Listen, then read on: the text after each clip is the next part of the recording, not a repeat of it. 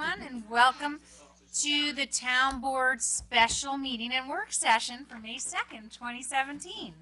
Please join me for the Pledge of Allegiance. I pledge allegiance to the flag of the United States of America and to the republic for which it stands, one nation, under God, indivisible, with liberty and justice for all. Councilwoman DeTore. Present. Councilwoman Jeffrey. Present. Councilman Wiltshire. Present. Councilwoman Feldman. Present. And Supervisor Levenberg. Here. Okay. So Have we're any going on announcements? with announcements, and I'm happy to make a whole bunch of them, and then you guys fill in unless anybody wants to go before me. All right, here we go. As the weather warms up, we have all sorts of exciting events going on here in Ossining. Just this past weekend, I attended several excellent events, starting with a hike that I joined Ossining School Superintendent Ray Sanchez on at T-Town on Saturday morning. The hike was well attended by many who were not even aware that this excellent place to get in touch with our natural surroundings existed. We were joined by T-Town Executive Director Kevin Carter, naturalist Maddie, and teachers and friends. I was so happy to spend time with our families and some of our youngest community members outdoors with water snakes, swans, geese, frogs, baby turtles, and delectable mushrooms, and so much more. I was fortunate enough to attend the Jug Tavern's annual meeting last night, where village historian Dana White gave a fantastic presentation about Sing Sing and its ties to Sparta. As usual, Ms. White, the village historian, offered her great storytelling abilities to bring history to life right here in our own village. Yesterday, I attended a meeting in New Paltz where the Department of State discussed with us the plan passed by the state legislature and signed by the governor as part of the state budget bill to have counties take the lead on coordinating more sharing of services between municipalities. The good news is that there is some matching money if we are able to figure out how to proceed countywide.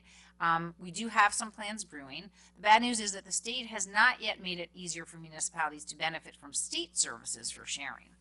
As you probably know, the town of Ossining is truly ahead of the curve in this regard and has for many years made an earnest effort to share services and find efficiencies wherever possible, as have many of our neighboring municipalities. Whether or not the state mandates that we do so, we will continue to seek out opportunities for savings whenever it is sensible and feasible, and I will be sure to fill you in when I hear more information about how this program will unfold. We have not yet been contacted by the county, just to let you know, but I anticipate we will be hearing from the county soon. On Saturday, May 6th, I hope you will join me at I Love My Park Day on the Old Croton Aqueduct between 9:30 and 3:30 p.m. Help restore our historic stone walls and rid the trails of invasive plant species with some like-minded friends. The Old Croton Aqueduct is another wonderful asset in our community, and I hope you'll join me to help keep it in tip-top shape. You can register and get more information at www.ptny.org/ILoveMyPark. That same day, Saturday, May 6th, Green Ossining will host their semi-annual community tag sale between 10 a.m. and 4 p.m. Check out greenossining.org tomorrow to see a map of which homes will have treasures to explore. This Sunday, May 7th, IFCA will be hosting a concert at Trinity Episcopal Church at 7 South Highland Avenue beginning at 4 p.m. While admission is free, all donations will benefit IFCA Housing Network. Come out for an evening of sacred and secular music, gospel, and poetry. Next Wednesday, May 10th, the Ossining Public Library will host their second annual Senior Law Day, which will begin at 9 a.m. with a light breakfast, and then they will have two sessions on the first one about how to avoid the potential pitfalls of retiring in a different state, and the other about how to plan properly for healthcare in retirement. Be sure not to miss this helpful program. To register, please call Linda Levine at 941-2416, extension 317. And next weekend, T-Town will be hosting one of their most popular events, the T-Town Plant Fest. First pick is held in the evening of Friday, May 12th from 4 to 7 p.m. for the bargain price of $20 per person, where you get first dibs on the beautiful plants, as well as small plates catered by River Market Bar and Kitchen, along with wine and local craft beer. Also, there is something New York State is sponsoring right now to vote on your favorite local craft beer. So I encourage everybody to take a look at that, and I'll try to forward that out and around or post it on Facebook so we can all vote for our favorite and support the craft beer industry in New York.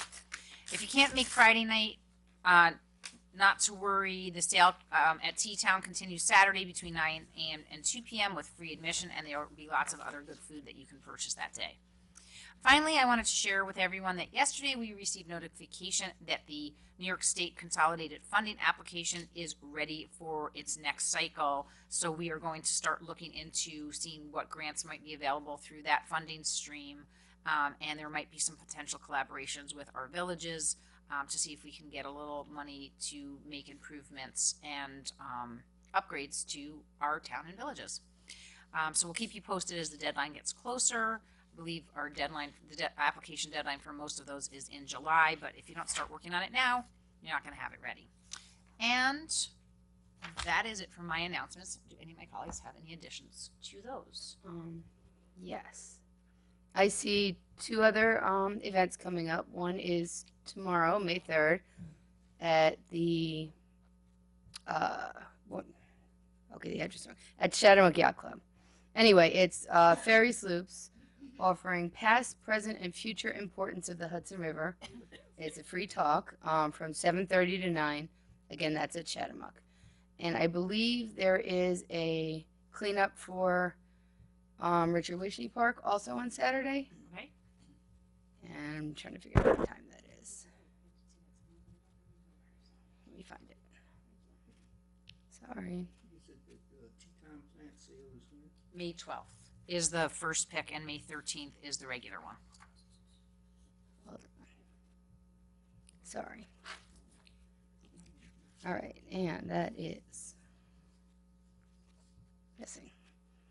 Wanna come back to it Anyway, I later believe when it's you this find it? Saturday. So Richard Wishney Park, and I'm Oh, guessing here it it's is. approximately the same time. Yep. Yes, it's Saturday, May 6th, 10 a.m. to 2 p.m., Richard Wishney Park, Pleasantville Road. That's the one with the track that goes around in circles. The fountain. And the fountain's in the middle. Mhm. And it's I Love My Park Day. And so either you can go on to the Go help with the old Croton and Aqueduct. help or with you the can Croton hold- Aqueduct, or you help could in stay the- even more local and help with the Richard Wishney Park. Fantastic. All right, thank you. Everybody good? Okay. There's something else, but I'm gonna wait because I can't find it right now. We'll give you another opportunity when you Yeah, have it ready, that's okay? fine. Yeah. All right, so now is there any public comment on any of the agenda items for our regular, short regular meeting that we have, and special meeting? I should say. Okay, hearing none. Go to board Okay. resolutions.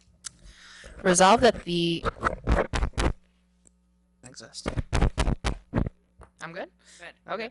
Resolved that the town board of the town of Ossining hereby authorizes the supervisor to sign a consulting agreement with Gloria Freed for the period covering July 1st through December 31st, 2017, subject to approval by council to the town as to form. Do I have a motion? So moved. Second.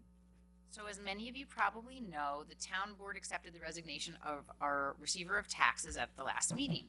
Her last day serving in this role will be June 30th of this year. However, as Gloria has been serving as a receiver of taxes since January of 2002, you can bet she has a lot of knowledge to impart, and she has agreed to stay on through year's end as a consultant. We have no doubt that she will leave the town in excellent shape when she retires, and I want to thank her for her commitment to our residents. I also want to remind everyone that we are still accepting applications for a candidate to complete Gloria's unexpired term of office, and we're hoping that in her role as consultant, she will have an opportunity to give that new person guidance to make sure that they are ready to start if they are also potentially elected. The posting can be found on the town's website as well as in the Gazette, and all the applications must be submitted by close of business on Thursday, May 4th. Any comments, questions, discussion? All those in favor? Aye. Opposed? Be it resolved that upon recommendation of the town supervisor, the town hereby ratifies and approves the stipulation of agreement regarding the extension of an additional personal day for the named Teamsters who worked on March 14th, 2017, between the town and Local 456, effective May 3rd, 2017. And be it further resolved that the town supervisor is hereby authorized to execute the stipulation on the town's behalf. Do we have a motion? So moved. Second. So on March 14th, the Hudson Valley saw some of the heaviest snow conditions we have had in some time, and the governor declared a state of emergency and for our area, and I believe it was statewide, as it was unsafe for our administrative staff and our drivers to report to work. but our Teamsters continue to plow, we felt that since they were at work when no one else was and were paid for a regular day between the hours of 7 a.m. and 3:30 p.m., we would opt on a one-time basis specific to this New York State state of emergency to offer an additional personal day to everyone who had worked. The Teamsters have agreed that this will not be precedent setting for the remainder of this contract, and they wanted to express their appreciation to the board for extending them this accommodation. Are there any questions, discussion? All those in favor? Aye. Opposed? Abstentions? Resolved that the Town Board of the Town of Ossining hereby calls for a public hearing to be held on Tuesday, May 9th, 2017, at 7:30 p.m. in the Birdsall-Fagan Police Court Facility, 8688 Spring Street, Ossining, New York, 10562, in the matter of Local Law Number 5 of 2017, regarding the extension of the imposition of a temporary moratorium on development within the Town of Ossining to allow for a planning and zoning analysis consistent with the town's comprehensive plan. Do we have a motion? So moved. Second. So as you all know, we have been working hard at our zoning law since June of 2016. We are very nearly ready, I hope, to make a decision on how to proceed. Something that we will be discussing this evening in the work session. However, since the moratorium is due to expire shortly, we need to pass another local law to extend it as we cross the final T's and dot those last I's. Question. So, how long are we? I think we absolutely need to do this. I don't want to have to do it again. I always felt like we should have gone over and not. But everybody always wanted to kind of do short. So, at this point, in order to make sure that, that scheduling, and often that's what it is, right? It's the scheduling of being able to do the public hearings, making sure that everybody's involved in the process. We want everybody to be there. Absolutely. So having said that, what are we thinking? Because I don't want to short term it and do it again. I want it can we, even if we only need 30 days and we do it for 3 months, I just don't want to be back here again. I think you know what I mean? That's all. Well, I mean, I think the intent was not having a situation where you end up having 2 months of moratorium where it's not needed because you did adopt it, and that was the goal of going on a month-by-month basis. I understand having to keep rescheduling the local laws and notice them and send them out, and that's certainly, excuse me, this resolution isn't specific to a time frame.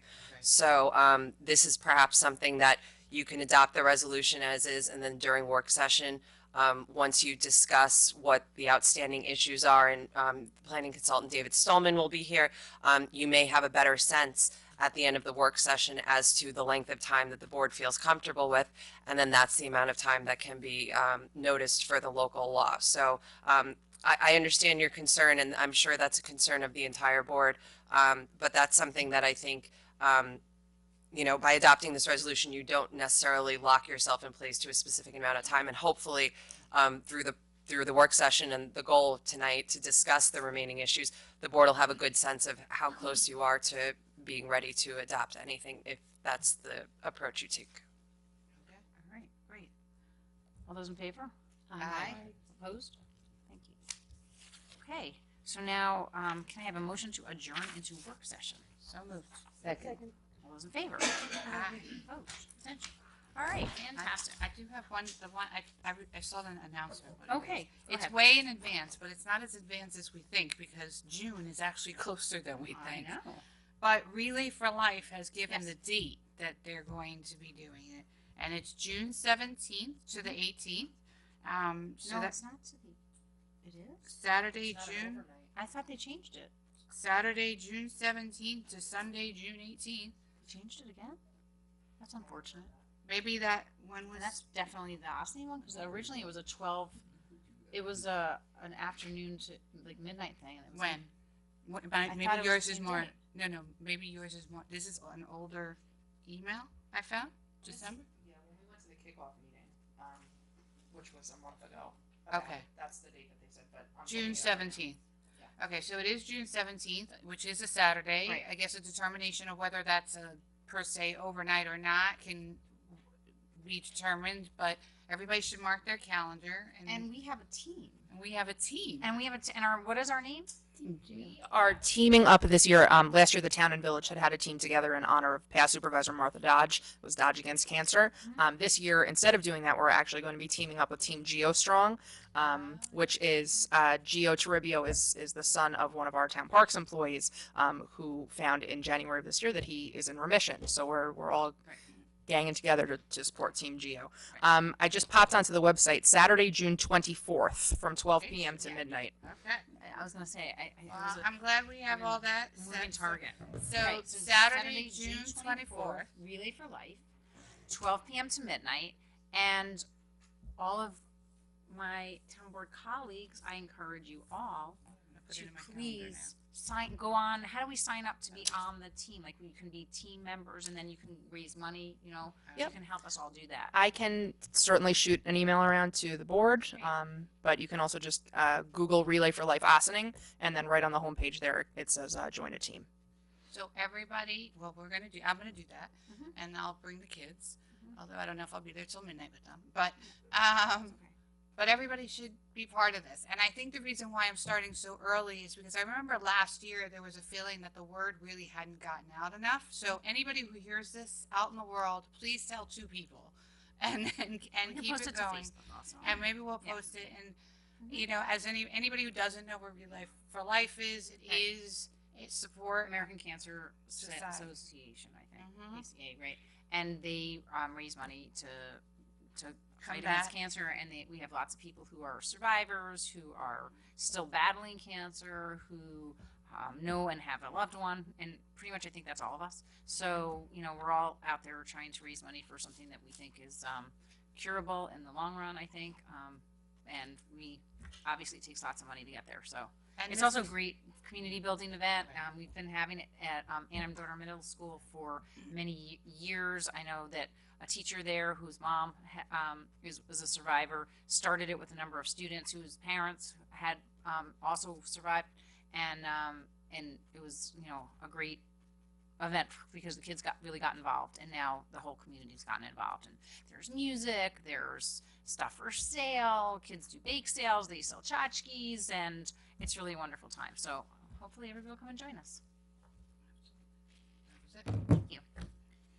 All right, so now next up we have an update from our building department, John Hamilton, and I think that I just wanted to, let's see. The good news that I wanted to just mention before John starts talking is that today we received John Hamilton's new town vehicle, which is, as you all know, a Nissan Leaf, an electric vehicle, which you can see he's very, very, very excited about. Can you see that, Tom? Please zoom in on his face. No, don't Show do your that. excitement. Okay, and we gave it a little test drive just to make sure that it was good because we don't want you to be the first one to Police have to clocked climb you. into it. The police clocked you. And we're very excited to be adding this electric vehicle to our fleet, and we think that you're going to be very pleased with it. And while you may not be excited today, we know that you're going to come back to us in a couple of months and tell us what a great move it was. So thanks, John. You're welcome. Guinea pig. Have you driven it yet? No. Oh, so you got to reserve your. It is really very. You very have to nice. reserve any opinion until you drive As it. long as it gets me where I want to go. Yeah, that's all yeah, I- yeah. We did get a Is that couple air of the conditioning? larger men in town and village to climb into the driver's seat just to make sure that they fit, because we didn't want to have any issues with You told me it was a Really? new car. It's used. It's a used car, and you still can get a new one. They didn't drive it, only I drove it. Okay. All right. Okay. All right. So good evening, everybody. I was asked to come in and just give a 4-month report on the status with the building department. So from the period of January to April, we've issued out a total of 370 alarm permits, either new ones or renewals. We've seen a significant dramatic drop in building, electrical, mechanical, and plumbing permits. During this time period, last year, we issued 176 permits. This year, we've issued, I lost it, we issued 84. So it's 92 less. It may possibly be because of the moratorium, but there's been a significant drop in the number of permits that we're issuing out. We've issued out, and interestingly, we've seen a dramatic increase in title searches. We went from 12 during this time frame last year to 48 this year. A lot of people are either refinancing or selling, so we've been very, very busy with the pre-date inspections.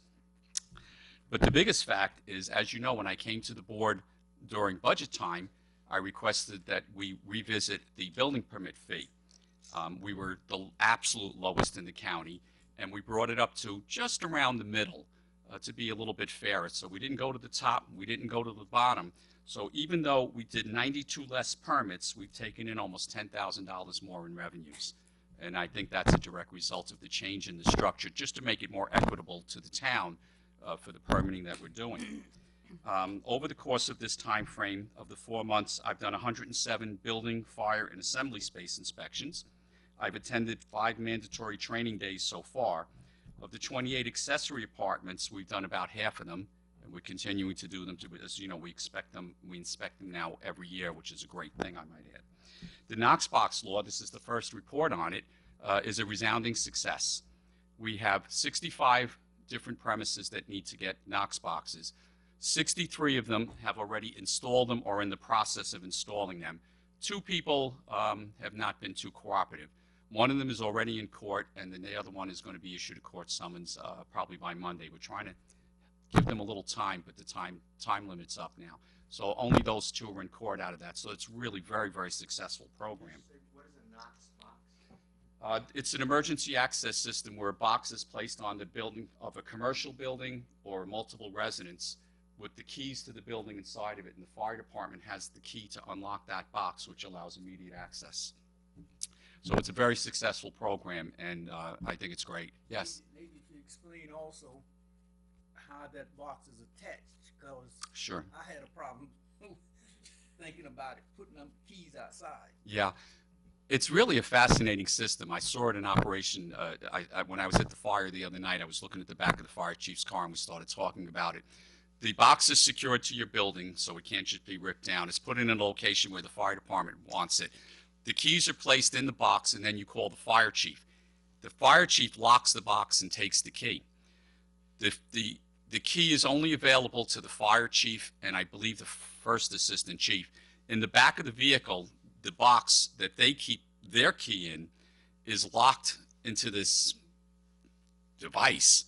And when they put their key in, it becomes captured. It can't come out again until they punch a code in, which goes to Westchester County, and if the county accepts the code, they'll unlock the box. So there's a lot of safeguards in it. I'm not aware of any locations, and these boxes are everywhere in the county. Actually, they're everywhere in the state, if not the country. They're very, very popular. I'm not aware of too many situations where these boxes are vandalized or something occurred. It's a good program. The fire department just loves it because they can just unlock it and they don't have to break down any doors or glass windows or anything. So it's really a successful program. No, I agree with you. And it only takes about, I'm sorry. Thanks. And it only takes maybe 10 minutes to put it up. Yeah, it's not very complicated to put up. The fire department picks the location, they lock it, and you don't have access to it. No one has access to it except the fire chief there with those keys, and a very sophisticated system. I was very impressed with it. Can I ask you to go back to something? You said 107 building, you said 3 things. I don't know what you said. Building. Sure, we had 176 permits issued last year. This year, we only have 84. No, 107 building inspection. Assembly space. I'm sorry, I missed. 107. What are we talking? Oh, the inspections. I'm sorry. Yes, I did 107 building, fire, and assembly space inspections during these 4 months.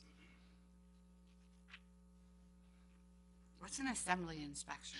Those areas of public assembly are any locations where you have 50 or more people, churches, things like that, that we do. So those have to be inspected by law once a year. Commercial buildings under state law have to be inspected a minimum of once every 3 years. Now, we've completed about, I'd say about 80% of the town is finished with the fire inspections. We still have a little bit left in North State Road, so we're moving ahead quickly with those. The public assemblies are all done already. How many public assembly places We don't do have many. have? We have a couple of the churches. We have the church on the hill, and St. Paul. you're right, St. Paul, and why can't I think of the Catholic Church? St. Augustine. St. Augustine's. I couldn't St. think. Augustine. I'm thinking of St. Columbanus where I live, St. Augustine's. So really, those are the big ones. And also we have, what is it called now? Briarcliff Manor on the Hudson or whatever it's called, the Manor House. The one- Briarcliff The Manor. Briarcliff Manor. I know. I remember it as Mason on the Feet. It's called Briarcliff Manor, the Briarcliff Manor, and Tapasta di Napoli. Okay. So that one's a public assembly area also. Is So we only Moya have a few of Rivera them, one? so we get them out as quickly as we can to conform to the state laws. Maya Rivera one? A public assembly. Not site? public assembly. Okay. It's just assembly. It's just assembly. But it's already been done.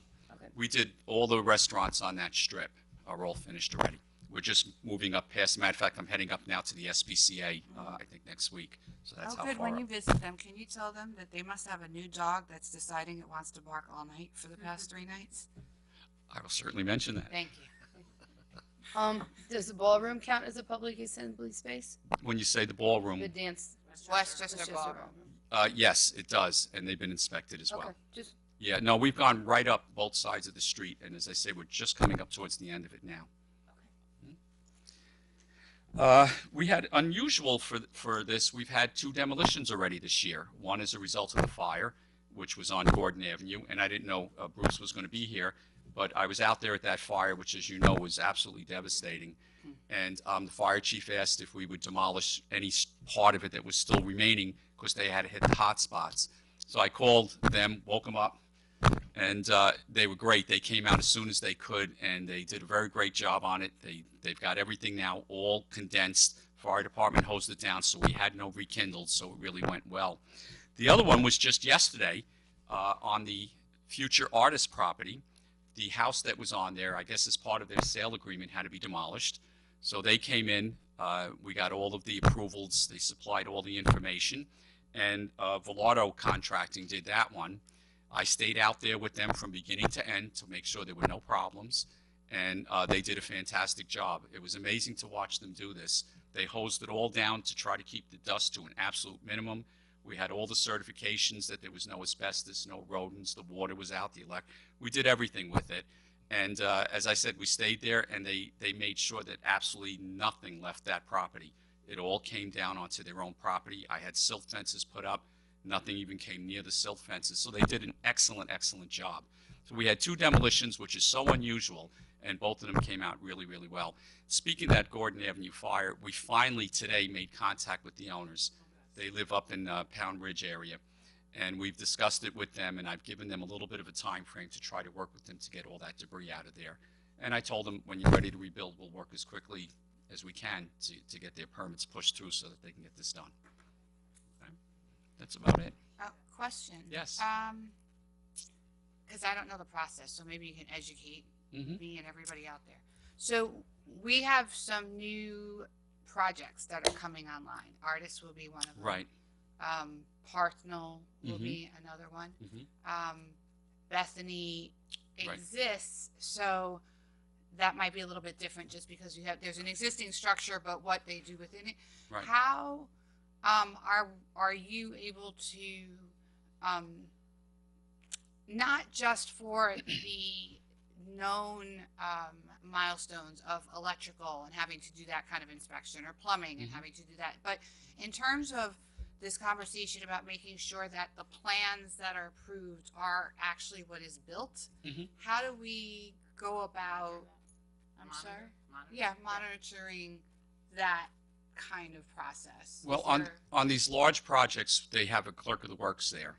Okay. And they're an independent company who signs off on everything. But we did this with GE, for example, when we put the big hotel in a few years ago. We monitor the whole thing. They have milestones that they have to reach with me. For example, as soon as the foundation is built, before you even begin construction of the unit itself, they have to give me an as-built survey, which I compare to the plan to make sure it's exactly the way it's supposed to be. Then when we do the inspections, for example, with the framing, then I look at the framing and say, does this coincide with what I see here?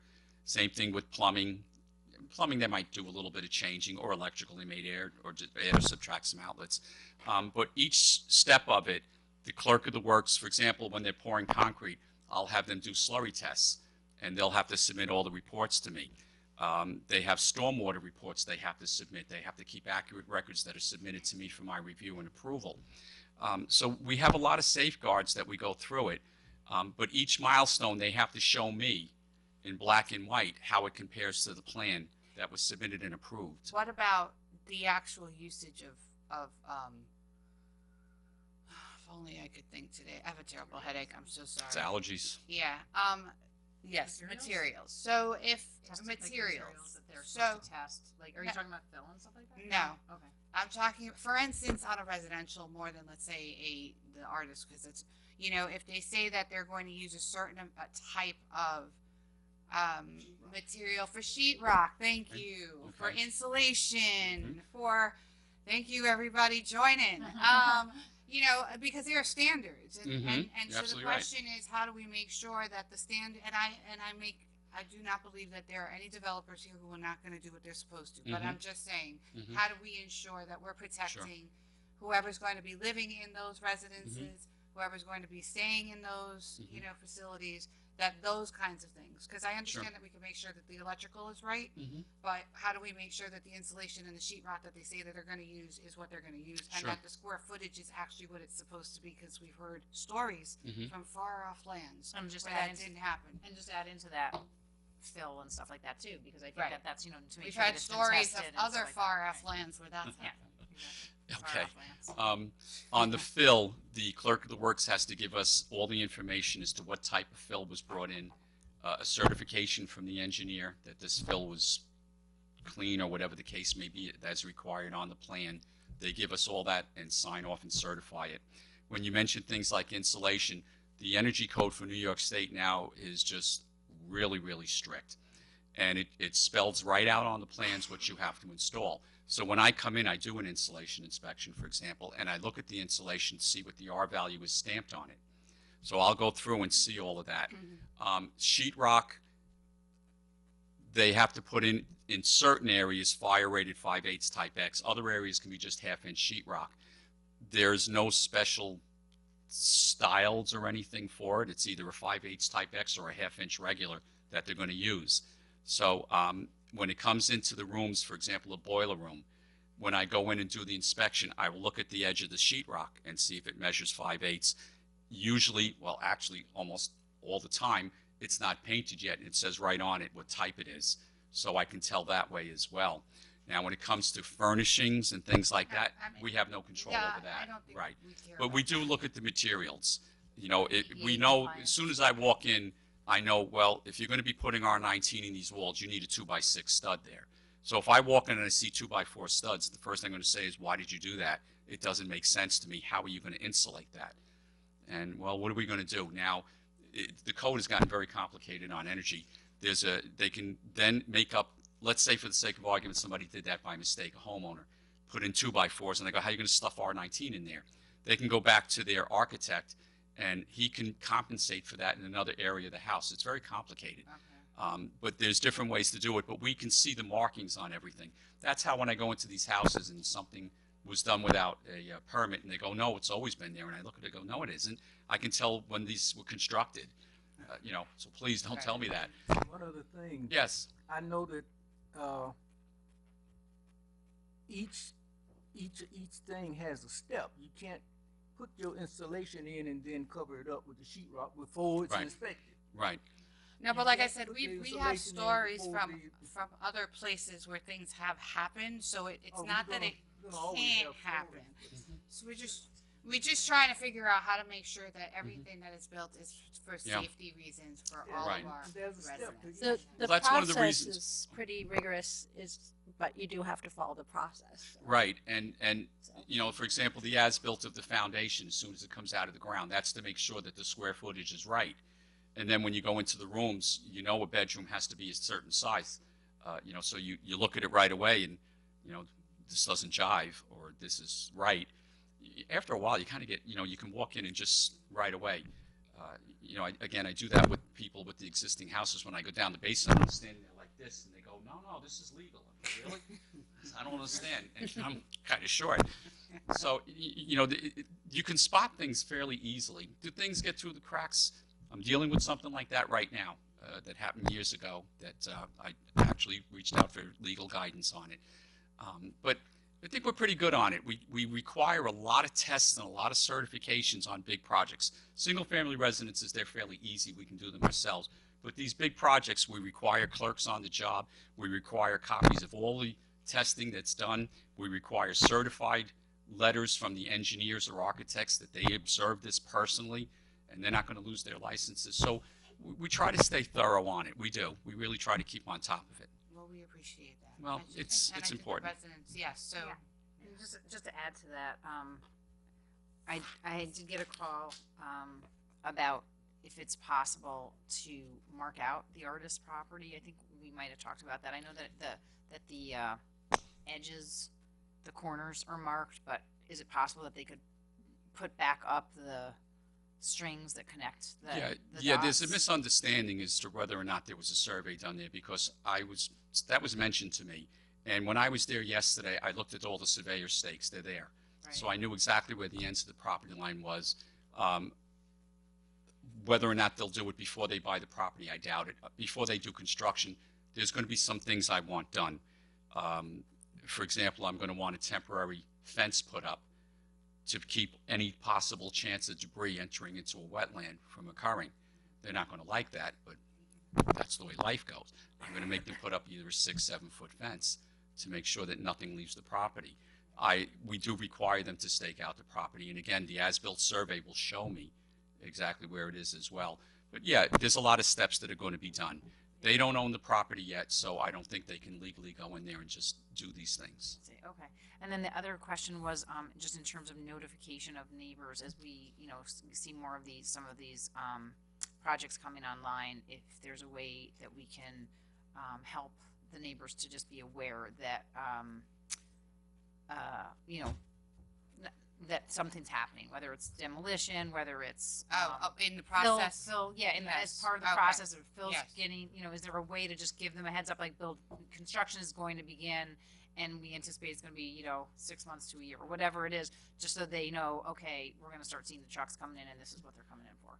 Okay. Well, I mean, I'm not necessarily saying we send out letters, Well- but maybe. well, they that can I send don't know out how to emails. do We it might- otherwise. well, I the can't way answer that. And then what's the distance that you're going to do The way it? we can do it Mhm. is to put the post that we do, where we notify people that there's going to be some kind of development or project that might have, or that's being considered. I Mhm. mean, maybe the same way, at least in some way, is to put up a post. I will say, to your point, if in some of these locations there's going to be drilling or blasting or incessant hammering for 3 months, people are going to want to know. And I also think we're going to have to kind of let people know what the noise ordinance hours are, because that comes up. It just does. Is it 7 or is it 8 in the morning that they can start? I think it's 7 actually. Yeah. And so that Excuse me. It Could be right. I actually For some think, reason, I looked at it. and what time does it end? And This is also information that's readily available to any member of the public on the town's website. It may be, but we get complaints that the website is not easily navigatable, number one. Number two, I think the fact of the matter is that pushing out information is always helpful. So asking people to just kind of sit here and say that they can get it off the website, I don't actually believe is We can the try most to incorporate it user-friendly into way WebPass. of disseminating information, especially knowing that we have some projects that are coming up that, believe it or not everybody knows about. And so it's going to become a shock to some people, believe it or not. So, Okay, well, I think this is something that can probably be looked at administratively with the building department as in terms of feasibility and what their resources are and what the town board's goals are in terms of the level of notice. I mean, it seems like just putting a sign might be something that's feasible as opposed to if you're talking about sending out notices in the same way you would a public I think hearing we just notice. said a sign. Okay, so then, I mean, that's something that they can look into. But I think this board can talk to the building department about what we might want going forward, and knowing that we have these kinds of things going on, for us to be creative and cognizant that there's going to be some discomfort or some heightened awareness, And whatever we can do to work together to get that done, I think is a good idea. Especially for the bigger projects. I mean, again, you don't want this to be a slippery slope where you end up having to. No, we're not gonna mail 500 people because it also costs the taxpayers a lot of money when we do Exactly. that. But there are creative ways for us. Well, I certainly So- think we can utilize the web blast that I send out on Fridays if we have information, and again, that a lot of people do see that and read that, and I get a lot of positive feedback that it's got a lot of information. So we can certainly. It's just about utilize that. spreading the word because Yeah. that only hits a tiny Right. portion of the population.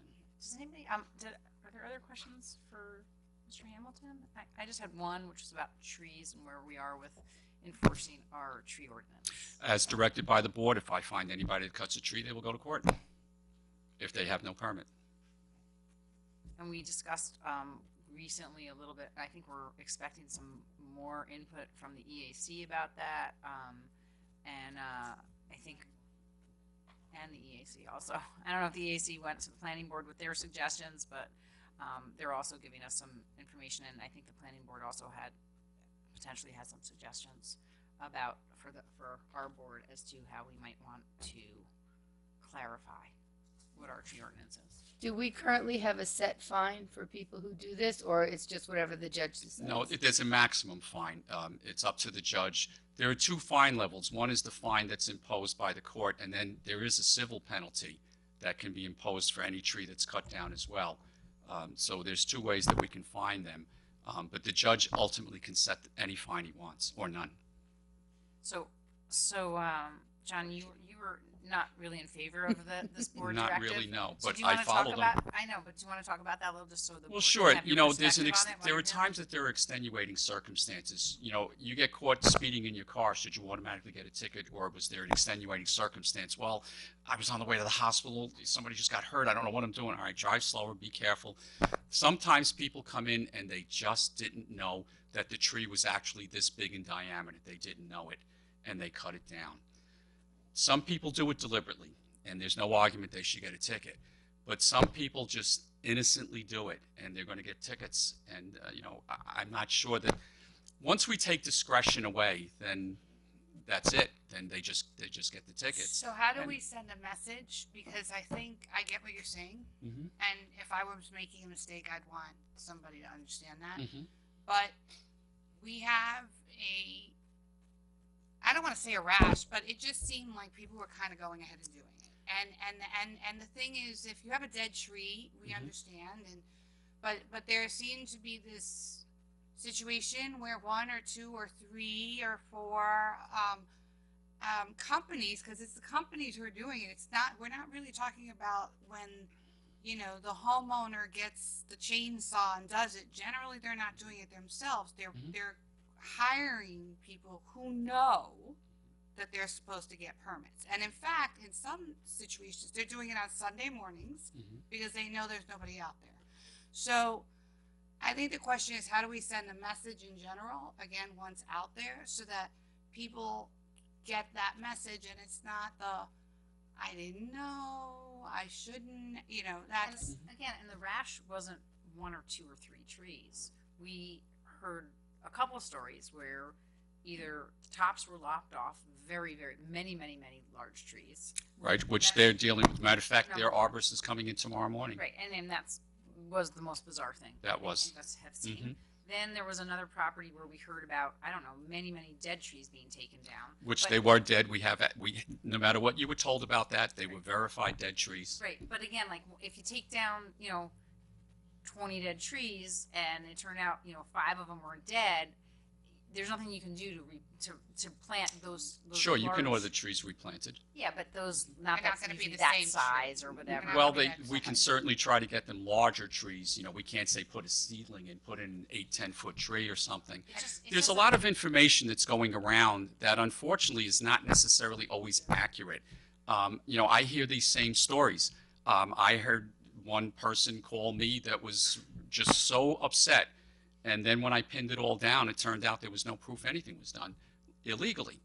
And that's happened several times with some of the people I deal with. We have to look at facts. We can't look at opinion. I had an organization that said to me, I spoke to all the neighbors, and this is what they said. I said, the neighbors hate this person. They told me when I interviewed them, we hate this guy, we'd like him to burn. Well, you really can't take what they're saying on face value. You have to look at the facts. We can't go to court on someone saying, I think he did it. We have to go to court on facts. I can't go before a judge and say, I think Dana cut down a tree. I think it was big. Well, how big was it? I don't know, but it had to be big. And I can't win the court case that way. We base things on fact. When I get a complaint, I go out and I investigate it. And if it's proven to be accurate, we take action on it. A great many times I find out through an arborist that the tree was dead, or I've got a tree that's leaning over a house like this ready to collapse and they took it down on a Sunday because the arborist said, you better get that thing down now. There are extenuating circumstances at times. Sometimes there aren't. Sometimes it's just somebody coming in. I think that the public needs more knowledge and education on this law. This law is a complicated law, which is going to get a little more complicated. And I think that we need to reach out to the public more. Maddie, you remember we did the presentation on this once already with the slides and everything. And I think it's a law that the public just isn't really aware of. And they go, well, what, I have to measure what? Breast height? Whose breast height? Who do I measure that with?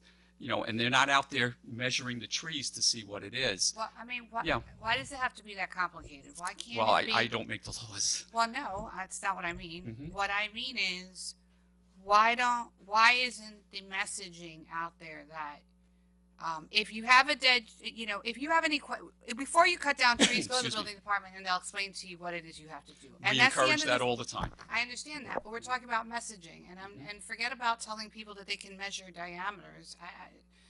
Why? The question is, how do if the public does not have enough information, and I agree, it's again that conversation about pushing out information, and so brainstorming on how we can possibly, and Maddie's doing it right now. I could see her face; she's deep in thought on how we can push out information to basically said.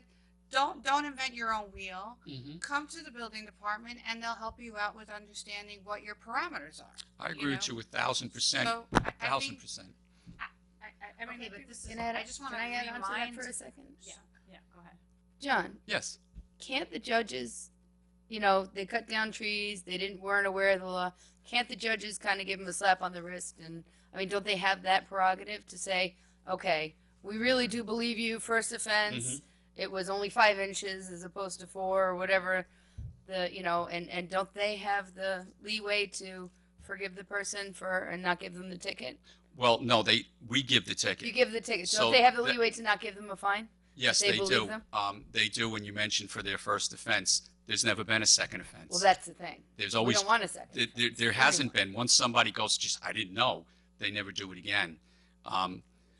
We can, Yeah, but that's how you do it because they got a ticket. And right? went They to have to, court, so they and now lose. they You never tell do their it friends. they again. lose a day's work. They hire a lawyer. I That's understand why where the we board's do coming that. from. It's just that I hate to see that we have no discretion. That it's no, sorry, you did this. I don't care. I don't care that you didn't know. I don't care that it was 1/8 of an inch. You But go you into know what they court. say? Ignorance is not an excuse. You're right. for the law. But again, when you're speeding and the officer stops you, should he have the discretion not to give you the ticket? And then there's one other thing, Yes. common sense. Mm-hmm. I We agree with all, that one. Even the board, Mhm. we need to use common sense on what we're talking about right now, because we know that somebody is gonna not know. A lot of people don't know what measuring a tree is or what you're talking about. Right. So But- you can't just jump up and charge them $500 because. they But cut you're it down. not. But you're giving them a ticket which says they go to court. They don't really need an attorney to go to local court to say I didn't know. And we have very, very reasonable judicial people in the courts who are absolutely Excuse me. going to hear that that tree was dead or that tree wasn't, but I didn't know, and they're not going to charge. So Can I just, Well- that's really an overstatement that I Yeah. don't really think you can make. Okay, We need to backtrack We from have that. reasonable judges. The I should say judges, that. the judges are finders of fact. They hear what the situation is, they determine credibility, and based upon the situation presented and what Mr. Hamilton says, they make a determination. Sure, she said it so well. Yeah, but you can't say I'm guilty, but. You can't do that. I'm either guilty or I'm not guilty. If I'm not guilty, we're going to trial. If I'm guilty, yeah, I'm guilty, but it doesn't work that way. You're guilty, you're not I thought we guilty. said that the judges had discretion with respect They have to the discretion fine. on how much they can fine.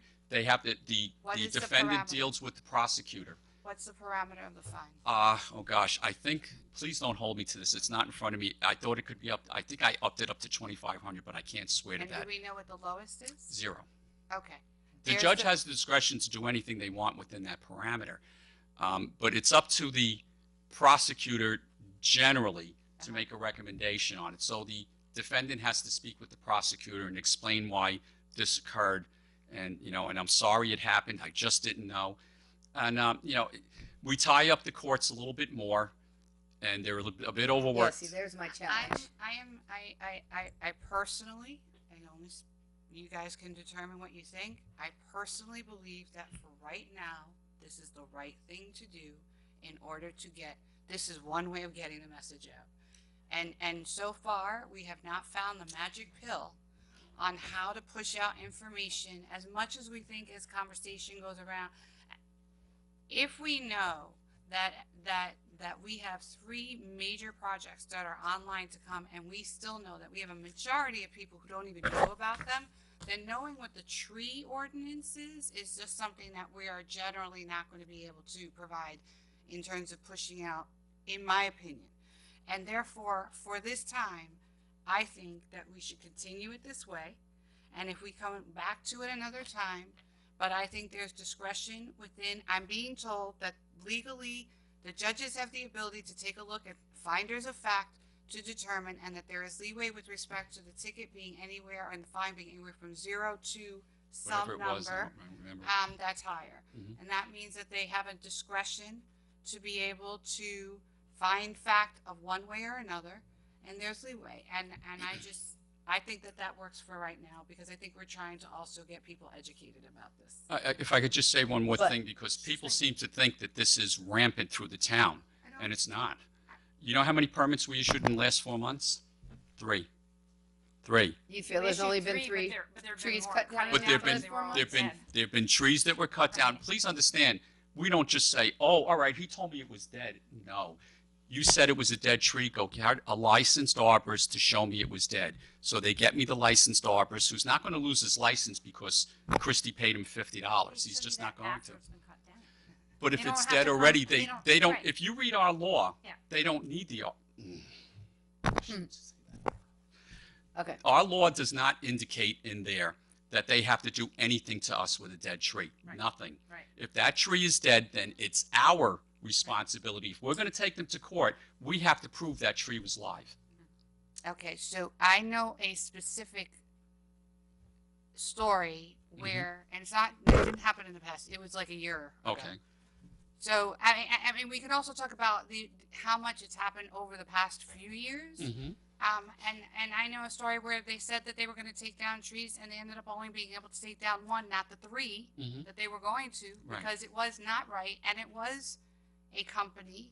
So it has happened, and no, we don't think it's rampant like it's happening all the time, but when it happens, sometimes there are some incidences you can't take back.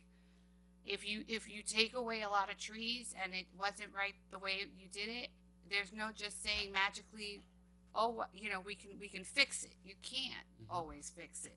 So in terms of trying, we worked a lot on environmental laws here, a lot of time on wet lands and steep slopes and trees. And so in order to continue that work, if that, it just seems to us or me that this, I continue to I have believe another that this is- question. It would seem to me that if we asked, 3 permits were asked for, and maybe, I don't know, what would you say if there were trees that were cut down illegally? So maybe 5, 6, 10 permits should have been requested?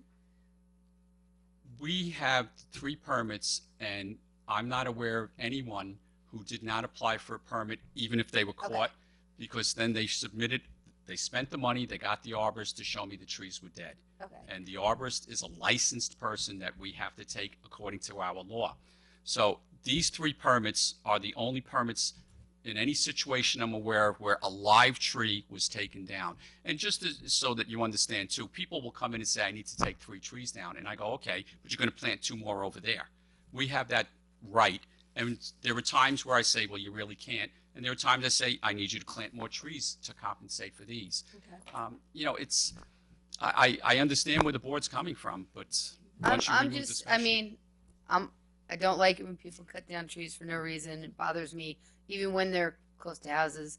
And I stand absolutely behind our laws, but I don't understand why we're not letting him use his discretion over whether they get the ticket or not. Because it's sending out a message, and right now discretion hasn't helped people stop doing what they've been doing. And whether that's not a whole lot right now, it's been over time, and you can't take it back. So in order to try to stop the behavior and send the message out, that's my thought Okay, process. well, my thought is I can send the message, hey, John, can you be a little more aggressive with this? You know, Whatever and, the board and, tells me to as do. opposed to, you know, I know you don't necessarily agree with it, and I wholeheartedly believe people who cut down trees should be ticketed. But with extenuating circumstances, instead of tying up our courts more, Well, I don't have to know argue that we that are. if we're talking about 3 permits a year, I don't know how much we're Maybe going to we're be tying tying up up our our courts. All So right, it's well- not like traffic violations. It's just. All right. I would just remind the board I just don't know how many that people are we- just that doing the that. board had, kind of given a directive that, All- we ask the, you know, that John come down heavy because we felt like there was some sort of abuse, which you have said is not the case, of this cutting down of dead no, I trees without absolutely a agree with permit. that. And there were also some instances of people doing, you know, whatever, pruning beyond Yeah, repair. no, I absolutely right? agree with So that. There were two things. And they got their because it ticket. seemed like there were a number of They these have their things arborist happening, seeing me tomorrow with a massive replanting plan, massive. Good. so we suggested that we try a different tack. And the tack was to actually issue tickets, and we would then see. So I think that if we want to try to come down a little bit with a heavy hand, that we do this and give it a certain amount of time, and then evaluate where we are with it and how did it go, and see. Okay, I agree with giving tickets. I absolutely do. I just don't, you know, I feel like there might have been an extenuating circumstances in that. All right. And if there Rest is, of the if board there's, feels that if there's an extenuating circumstance that you think is without a doubt, John, something that the board would obviously agree that you should not give a ticket, and you want to ask us about that, we'll be happy to, Okay. grant that. So anything infested Entertain with it. Thank you. an invasive species. Yeah, can- but still, you can't. You know, unless you're an arborist, like you have to.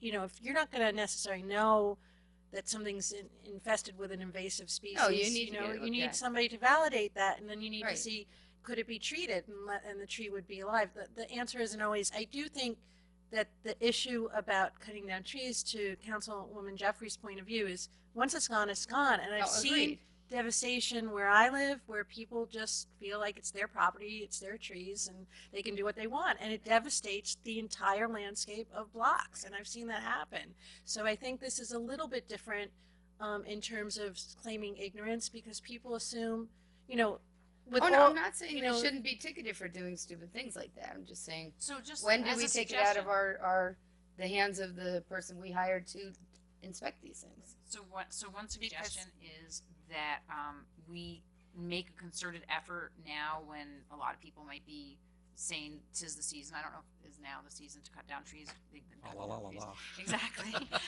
Yes. So I think education is absolutely if we push important. out, starting now, maybe from the supervisor's office, you know, maybe from the building department, get some messages out to the public to the best of our ability. We can even do a little press release just to remind people that, you know, we're happy when they actually take things down that are safety issues, and we don't want to impede them from making sure that they're that they take down trees that are dead. But go But to your building the department best first. plan of action is to go Okay. to the building department before they start cutting down trees Oh, to absolutely. make sure that they follow the law. And if I can just add to that, please call the building department for anything you want to do. Not just trees, but if you decide you want to put a second-story addition on your house, give us a call. Well, that really. Let us talk to you a little bit. I would have thought Because that we was- have some problems with that. Yeah, You It's know, not I- always obvious I- to people that they can't just do things. Yeah, Yeah, you're right. people, somebody said it up here, it's my house, it's my property, I can do what I want. And I tell them, it is your house and it is your property, but it's our town. If you're not happy, pick it up and move it to another town. But you have to follow the rules of this town. And, you know, I see it all the time, and please, anybody, if you need to do any kind of work, just give us a call. It takes 10 seconds, and we'll answer your question for you. Most of the time, we can work it out with you where it's minor. But if you need a permit, we explain the process. We expedite them through. We have a very, very fast system. We usually get our permits out within a week. We've streamlined the whole process into the computers. The ladies know how to do that. I stand there and go, make this work, and they do.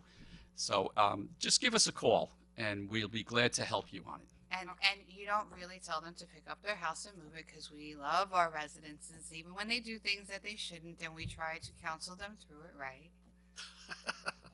And the ladies in the office are actually your colleagues. Ladies, Just- colleagues, they're Mm. actually, they're like family to me. Let me put it that Family way. is good too. They're like my family. So anyway, They're thank amazing. you very much. Unless I know. anybody Indeed else they has are. any other questions or comments, thank you very much. Thank you. For taking the time out tonight and giving us an update, and we appreciate all your input and gives us a lot of food for thought as we continue to move forward. Okay, with and all if, these- if I can assist with the tree information out there, just let us know, and we'll try to help too. Okay. All right, thank you. Fantastic. Thank Maybe you. a Take care. flyer. Have a great Good night now. Good Okay. night. Dana, maybe we could do a flyer about, you know, Paper?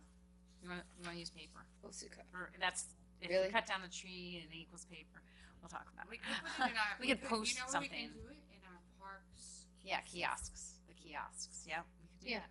We don't have a lot of them, but, Then there's only, I was gonna say there's only 5 or 10. yeah, but I'm sure that, you Or know, even maybe we'll posted at a partner couple of with the the garden centers. Yes. Okay. So next up, we have the Sing Sing Prison Museum State Assistance to Municipalities Grant conversation with our very own Jerry Fiella, who is representing Historic Hudson River Towns this evening as their executive director, and is going to talk to us a little bit about a little bit of an update on the Sing Sing Prison Museum project, specifically as it relates to funding and how the town may be able to help speed up the process. Thank you. Hi, Jerry. Good evening, Welcome. everybody. It's like old home week being back. Very nice. Thank you for having me here tonight. Before we get into, everybody should have a memo in front of you tonight. But before we get into that, let me just give everybody a little bit of an update from the last time I presented to the board, which was over at the assembly room at the library. A lot of progress has been made on this particular project. The museum board is starting to grow at a very planned pace, with the creation of a nominating committee, and a sessions committee, and a fundraising committee, and all three are very busy and starting up. The nominating committee has developed a guidance document to make sure that the board is well balanced. Board members bring the necessary skills and knowledge to the table, and they're doing that in a very careful way to find prospective candidates. The board has now grown to 7 members. We are expecting the New York State Education Department next week to approve the certification of the museum entity, which will then allow us to file with the IRS for our not-for-profit status. The fundraising committee has developed and completed what we call our case for support document, which is here. We've had some tremendous volunteer assistance in putting this together. It's an unbelievably excellent professional document. And we are starting to send that out to prospective financial supporters of the project. We've already developed a list of no less than 12 foundations to reach out to as we start our fundraising campaign. Even last week we had a little pizza night. Many of you were there. We invited our friends and the past supporters of the project. We had 75 people attend, and we built some more awareness of the program. There were a lot of new faces in the crowd, which is very, very nice. We have completed the economic impact assessment for the museum project, and we have a draft report on the traffic impacts, and that, along combined with our secret long form, will provide us the basic information to submit to the village for our conditional use permit for construction. The last component under that last phase of work will be to look at the downtown visitor center and meet and bring in a meeting with the stakeholders to show how the project would actually benefit them from having a facility that encourages much greater encompassing visitor experience in the village, town, and the region. That's the last phase of the work that will be done by Urbanomics. The Department of Corrections and Community Services has provided us with a draft lease agreement for the powerhouse, which is currently under review. And the big news is that we've had a soft opening so far of an office at 127 Main Street, and that's going to give the project an identifiable home and structure. Once the State Education Department approves, the entity will then be issuing a press release and hopefully host a true open house. Our website is up. We're starting to get some traction on it, which is nice. I was looking like we had about 185 visitors last week alone, which is good. SingSingPrisonMuseum.org. Pretty relevant. And tonight I'm here to provide you with an overview of the grants and the private funding we received, and then the one issue that we are addressing with the state to discuss the opportunity to apply for project funding under the SAM grant program, which is what Supervisor Levenberg mentioned. As I said, tonight you have a memo in front of you, which has several attachments to it, and we just, if you don't mind, I'd like to just kind of walk you through the memo because there's several components of it to explain why this SAM grant becomes important to us as we focus. As you know, the SAM grant is issued through the Dormitory Authority of the State of New York, and the correct title of it is State and Municipal Facilities Grant Program, and that assists with capital renovation. That can assist with the capital renovation of the 1936 powerhouse for the museum. Now, we've heard from several people, including some of the museum board members, that we should focus our attention to getting the powerhouse preserved, secured, and also somewhat rehabilitated to the point where the first floor to the rear of the automotive shop is usable for limited programming and fundraising events. That would actually bring people into the museum building and help us and assist us with our capital fundraising project. Jan Hein Picorni, those are the historic preservation architects, they provided us with a scope of work that addresses that interest. I've attached in there, in your document, the next the attachment after the memo, is a scope of work, and if you look under divisions 5 and 6 in that scope, it starts to identify the specific items that would be necessary to make the building somewhat habitable on a limited occupancy basis. That would give us, and it would also provide us with visible evidence to the general public that the museum is actually starting to be constructed. And what that would mean is be some outside work regarding the replacement of the windows on the north side, cleaning out the back room, installing some new doors around the base of the facility, so making it so that we can actually have attendance there. We think those improvements would go a very long way in attracting interest, developing awareness, and assist us in our fundraising.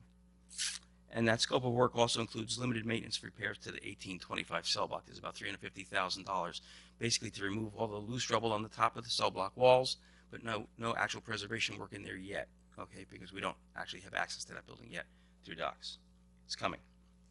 The estimate from that work from Jan Hein Picorni is about $3.4 million. Now, the second attachment that I provided the board tonight is an outline of our current funding opportunities. To date, we've received a notice of grant awards totaling $1.5 million. And on that page, the second attachment page, those are shown as items 3 and 6.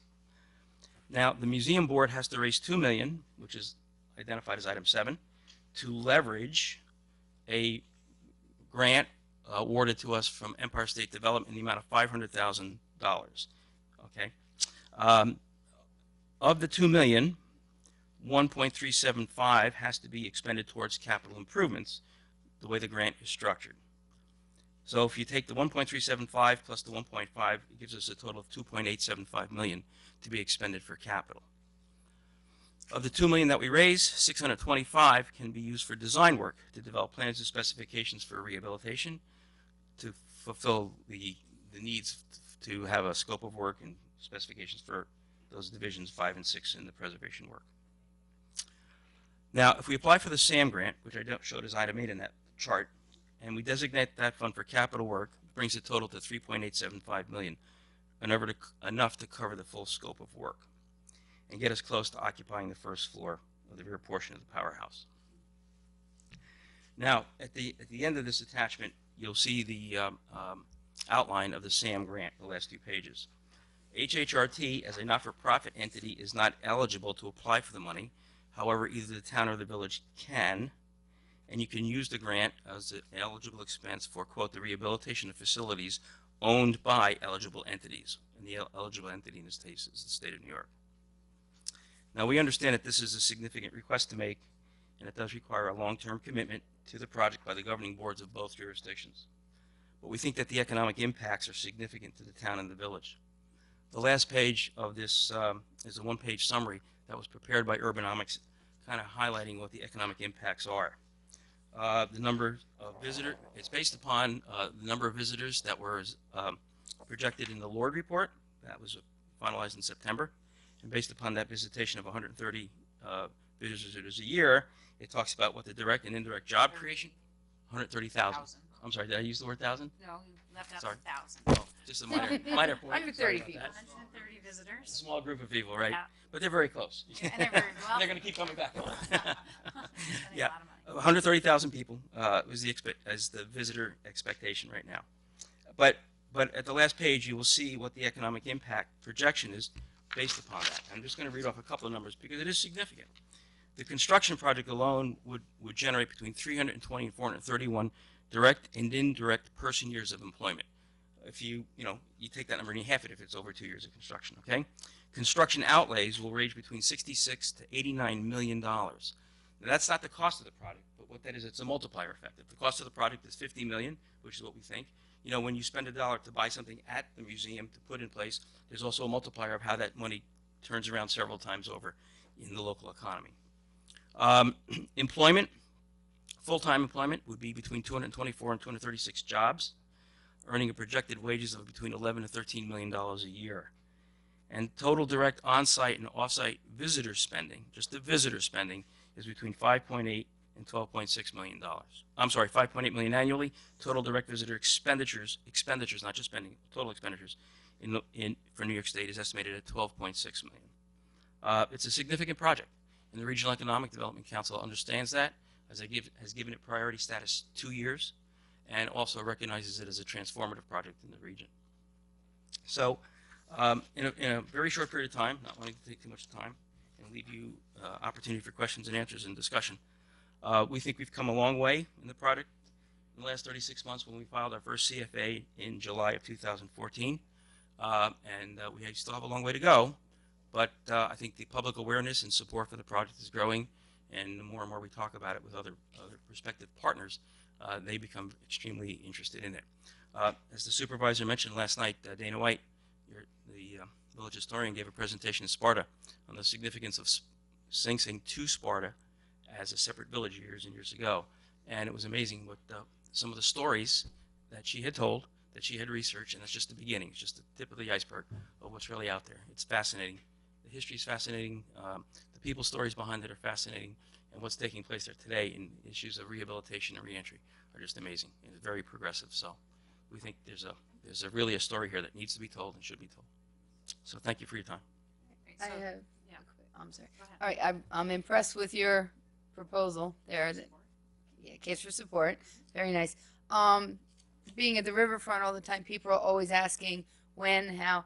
Do you have some sort of a poster we can put in the kiosk, like how you can support, when it's coming, teasers that are available? There- So, I mean, both at the one at the community center and space, library, and at the riverfront, especially where people are coming to try to see Sing Sing, even maybe posted by that water, the spray park. We do have some posters that we can provide for you that we've had produced now as a result of this document. Good. And we also do have some flyers that, again, Rochelle Udell, I will tell you, Rochelle Udell And and instrumental in Dana White are the impetus behind this. That's amazing. They did the work. Dana wrote most of the text. Rochelle did the layout. It's just fascinating. Brent Glass did a lot of the editing on it, and pulled it together from his experience in the museum world. So yes, I can't give you these, but I can give you some other flyers that we have. I'll bring them down to you, and we do have some If posters. you have, a Yes. poster size, because people ask almost every day Yep. at the riverfront, Get that for you. tell me more, and if I could point them to this and say, learn more on this website, help support it, bring it to the community, I mean, I think that would be helpful. We will make sure that happens. So the real conversation, yeah. So I understand that the municipality is the one who has to ask for has to. I was under the impression that it was the municipality who is the one who had to accept the grant. I did not realize, and what I'm hearing is that we have to actually request the grant. And so my question is, what does that mean to us? Yes, because that's a whole different conversation than just simply being the vehicle by which money comes through. Now, this is a bigger conversation. Okay, so This, go ahead. this is basically the document that we've been providing at the request of DASNY for the CCAP program. And from my discussions with them, I think the SAM grant will probably follow pretty much the same protocol. It's basically the project information sheet, evidence of site control, which is another issue that we've been talking about for a while, which you're aware of, evidence of other committed funding sources, your seeker documentation, which we've received that, and then there's some backup on other budgetary stuff and So information. are you saying that you think that most of the information that would be needed to be submitted for the SAM grant has already been compiled, and therefore there would be little to no work needed by personnel in the town? Most of it. I'm gonna jump in. Yes, I think please. most of it, but not all of it. And not the online portion of it, right? Is there an online portion of it? There hasn't, I think DASNY so. has It's not, not the yeah. CFA. It's I not. know. Yeah. Yeah. No. Yeah. I don't know about an online portion. of it. Generally, a lot of the stuff that we do is through, I mean, anything the state does Well- generally is It online. depends. It depends. It depends. Right. Yeah. It So that's what varies I'm trying to by, figure out. it varies by agency. Right. The all of the CFA applications are all online, an online process. The DASNY grant awards that that we have applied for, that we have received through the works of Senator Carlucci and Are Assemblyman at first. Woman, right, are all coming through on a paper. They're paper at first, Okay. and then it goes through kind of Yeah, I online. mean, it's Haven't not. had that. Some of it's electronic. So some what of it's what do not. you see? What do you think? I mean, This is- this is what I think. I think that we're the second in line for this if the village says no.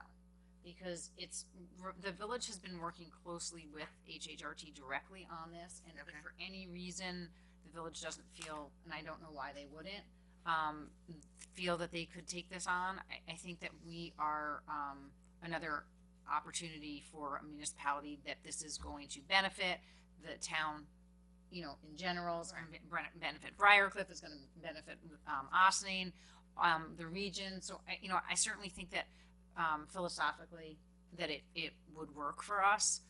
And we have been approached by Assemblywoman Galiff to see if we would be interested in, being basically the overseer of this. I think that there's issues, though, that it would be better served in the village because the village has been working on the site control, for example.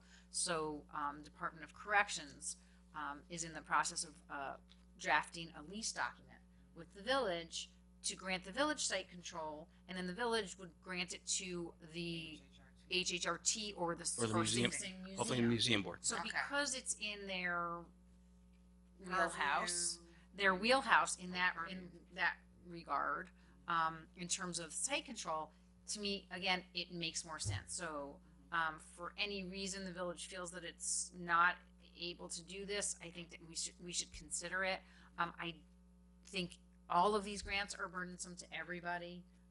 The way that they're difficult to go through, and almost all of them, I think, are reimbursement grants. I don't think this one is any different, but I think that we would certainly be in a position, because you don't have to complete the entire project. You do some of it and then get reimbursed, do some of it and then get reimbursed, etc. Right.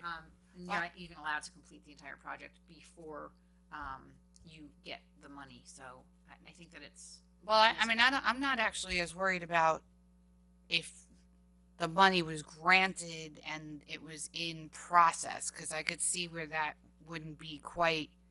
I mean, at that point, even though we are overseeing it per se, Sing Sing board would probably be doing. I think, and I totally see everything you just said. I agree with everything you said. Sounds to me like it's much more within village purview, but we absolutely as town who would benefit from this, if not, I just want to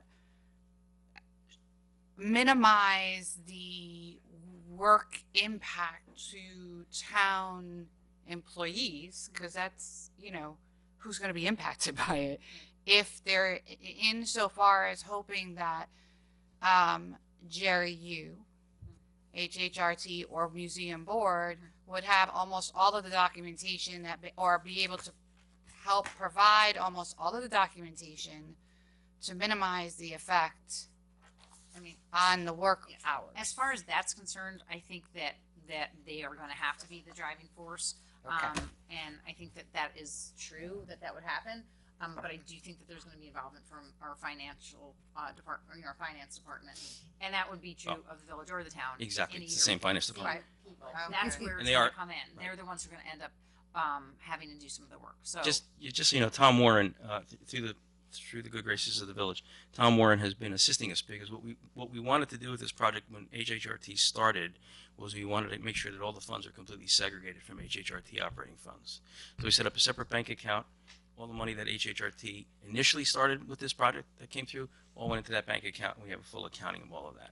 So now any donation that comes in, identified as Historic Hudson River Town / Sing Sing Prison Museum, is immediately deposited in that bank account. So we've completely segregated anything.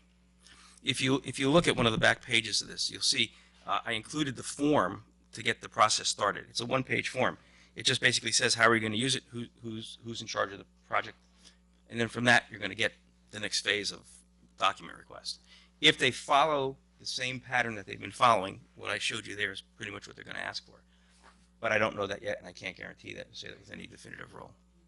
However, from the documents we have been producing in the last 3 years for the project, most of the information is there. It may need to be formatted. You know, the formatted may be changed, but we do have program budgets. We have spreadsheets on everything. We know what the operating expenses are. We have the scope of work, and you know, cost estimates provided by you know, an architectural firm. So When are you going to the village? I haven't been invited there yet, Oh. but I hope soon. I hope it. soon. so yeah, hopefully we'll work this out in the next month. I would say would be good. Okay, so That was my question. awesome. Thank you very much. You're welcome. And we also have Jerry. business cards if you'd like to see what a business card. Yes, Oh, we business would. card on that. And Main Street, USA. and there it thank you for taking on a huge project. And I bet you interest know, anyway. yeah, we know is. What'd you say? who So got her into, who made you Got you fill interested. out the form.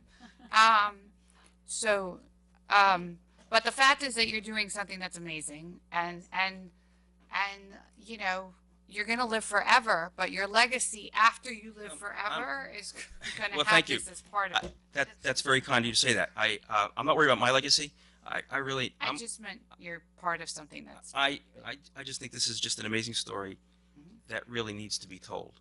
You know, when you drill down in the history of this particular facility, and then you see how it's impacted the penal system throughout the United States, and you look at what the superintendents of the past have done here, and you see what Mike Capra is doing there today, it is a story that people really need to know about. I mean, it really is.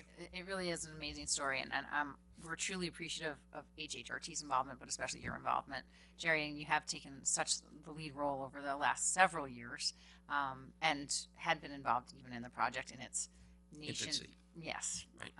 birth, whatever. Anyway, very appreciative, and so thanks for coming to us Very tonight. And I hope that we can continue to support this project because I certainly believe that it has huge potential economic benefit as well as historical benefit for town, village, region. Thanks. I'm just going to say one last thing. We're in a national heritage area. We're in a designated national heritage area. And the organization that manages that heritage area for the federal government Parks Rec is the Greenway Council. And the Greenway Council has said to me, and I've had conversations with them, that, you know, they have so many historic sites and so many historic homes, it's, you know, the area is getting flooded. But if we were to build a museum here, definitely this would be included in part of that National Heritage Area program. So you would get, you know, this museum would get that national recognition as well. And the other added thing is that there's so much conversation today about criminal justice and Sing Sing being sort of on the cutting edge of the reform movement and how so many of the programs reduce recidivism and keep people from coming back into the system is really incredible, and it's important, I think, part of the conversation, and it's certainly important part of the museum's mission to address those issues head on and be a place to have that conversation. This is the time to do it. So it's very exciting. Absolutely. Thank you very much. Thanks. Thank you, Jerry. Okay, so next up, we are going to continue to have a conversation about our zoning law. We'll invite our planner from FP Clark, David Stallman, to join us. We've gotten a lot of feedback from various stakeholders throughout the unincorporated area. We do not plan to reopen the public hearing tonight for public comment. Rather, tonight is an opportunity for the board to get a chance to talk to our planner and our council about where we are and to deliberate amongst ourselves as to where we want to go from here. I know we have a couple of residents and business owners and property owners in the audience tonight, and even though we're not taking public comments, it's obviously an opportunity for you to hear where we stand.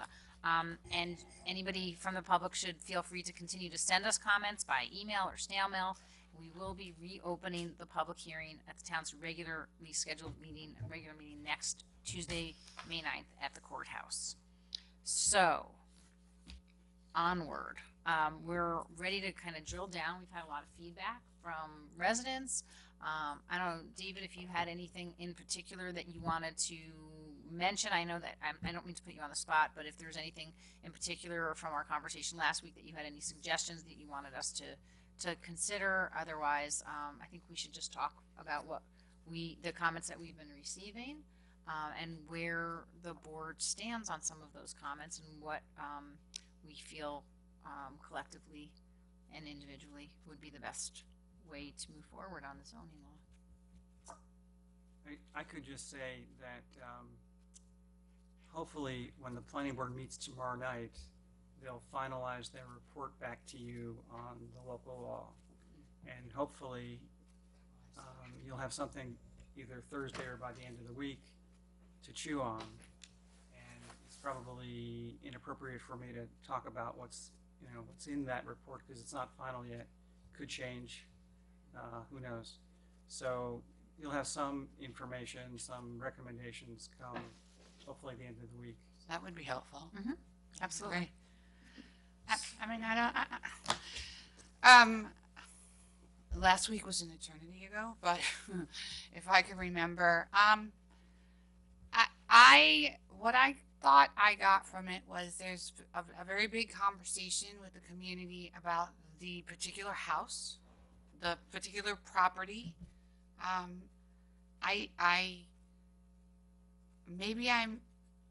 The way I felt, maybe I wasn't hearing it, but I did not seem to get, and please tell me if I missed it, from the community, not that they loved it, but there didn't seem to be as much conversation about NC in general. That didn't seem to be the conversation. And so to our point of the things that we're trying to do and the things we've said and that everybody said is I'm still comfortable with moving to NC for the properties that we were talking about doing.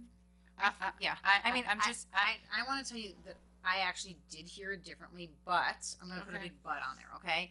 I actually heard the residents, the people who live in Crotonville, they said they really just wanted residential.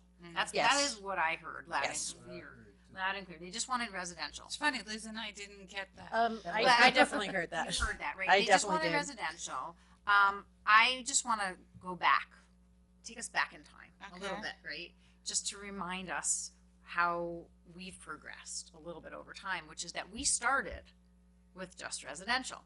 Well, that's what the comprehensive plan Correct. suggested. No, I know. So We that's didn't- no yeah, okay. yeah, But yeah, let yeah. me That's where we continue. started. Yeah. We started Yeah. looking at just residential, and we heard from business owners in the area who said, how dare you, you're taking away my property value by changing the zoning on my commercial property and making it not viable for me to sell when I want to go to do that. We talked about how the current use was grandfathered in if they didn't make any changes. We spoke about this a little bit last week as well, that if in fact the changes that were made, the property wasn't really changed and somebody else wanted to come in and use it, have the same use, that they could do that. They could buy the property and continue with the same use if they weren't making any changes to it. Once you start making changes, then you have to start looking at the new code, right? So we talked about those, and I don't know if that made people happy or not. I don't think it did. So again, we had a business that had a multi-family property that was concerned that they were going to lose that. We had a couple of the Bunch of residents also. Remember that first night we had a whole bunch of residents that were against any zoning changes? There were residents, the guy who owned the multifamily house. right against. Yeah, that's what I'm saying. They wanted against no changes. zoning changes, right? But it wasn't because they didn't want to move to residential. So we collectively started exploring, and we talked about, well, what again maybe the comprehensive plan thought about, and how are we progressing in this new era, and how are people using space and property. We talked about NC, and as we looked at what was in neighborhood commercial, we talked about residential actually being part of neighborhood commercial. So neighborhood commercial would be a blend where it would allow certain types of commercial that seem to lend themselves more and to shift away from this light industrial use that we felt wasn't necessarily good on the banks of the Croton River, and also was not necessarily the most beneficial to the people in that area, and kind of like it's packed in and into this little tiny space. We did hear a lot about traffic, and we also talked about the impact on the school district of just having residential. And I think we shifted away from making it only residential because we wanted it to not only have less of an impact on the school district, but also to have less of an impact on the taxpayers, because we felt like having some commercial in that area wasn't such a bad thing. So we kind of talked about it. We deliberated. We considered. And then, we did have, again, we had a consistent property owner come to us about a specific property that was currently zoned as GB, but was hoping GB1 was hoping it to continue to be GB1 instead of shifted, even though that particular property was actually a residential property. It was, I don't know why it was a residential property in GB1, but it was. So, we shifted around and we tried to make some adjustments, and we thought we had come to agreement that GB was the best use. And there are a variety of reasons that the board felt that GB1 was a good use of that particular property, and that was because of traffic conditions. We believe that perhaps having a residence there might actually cause more traffic. Maybe it doesn't really fit in because of the way that the property is configured. So on a cliff, that there's drainage problems and all sorts of things. So we kind of seem to come to consensus that GB1 for that particular property was okay. Last week we heard from a lot of residents, people who live in the area, who feel like it's having a house there or a residential property there is a buffer from the visual of the car dealership that's on the other side of that.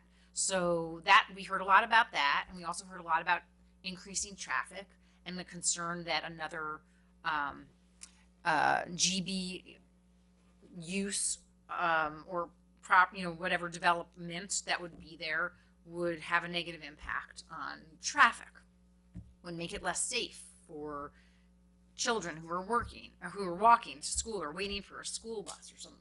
Those are some of the comments that I heard last week, and again, if everybody heard those.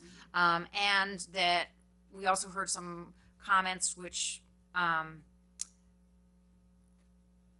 about 24-hour delis. I know that there was some material that went out to the public that talked about us conferring approvals on this Hudson Wellness and Sunshine, which have nothing to do with the town of Ossining at all. I mean, I shouldn't say they have nothing to do with the town of Ossining, but the town of Ossining doesn't have jurisdiction over those developments. One is in town of Newcastle, one of them is in the town of Cortland.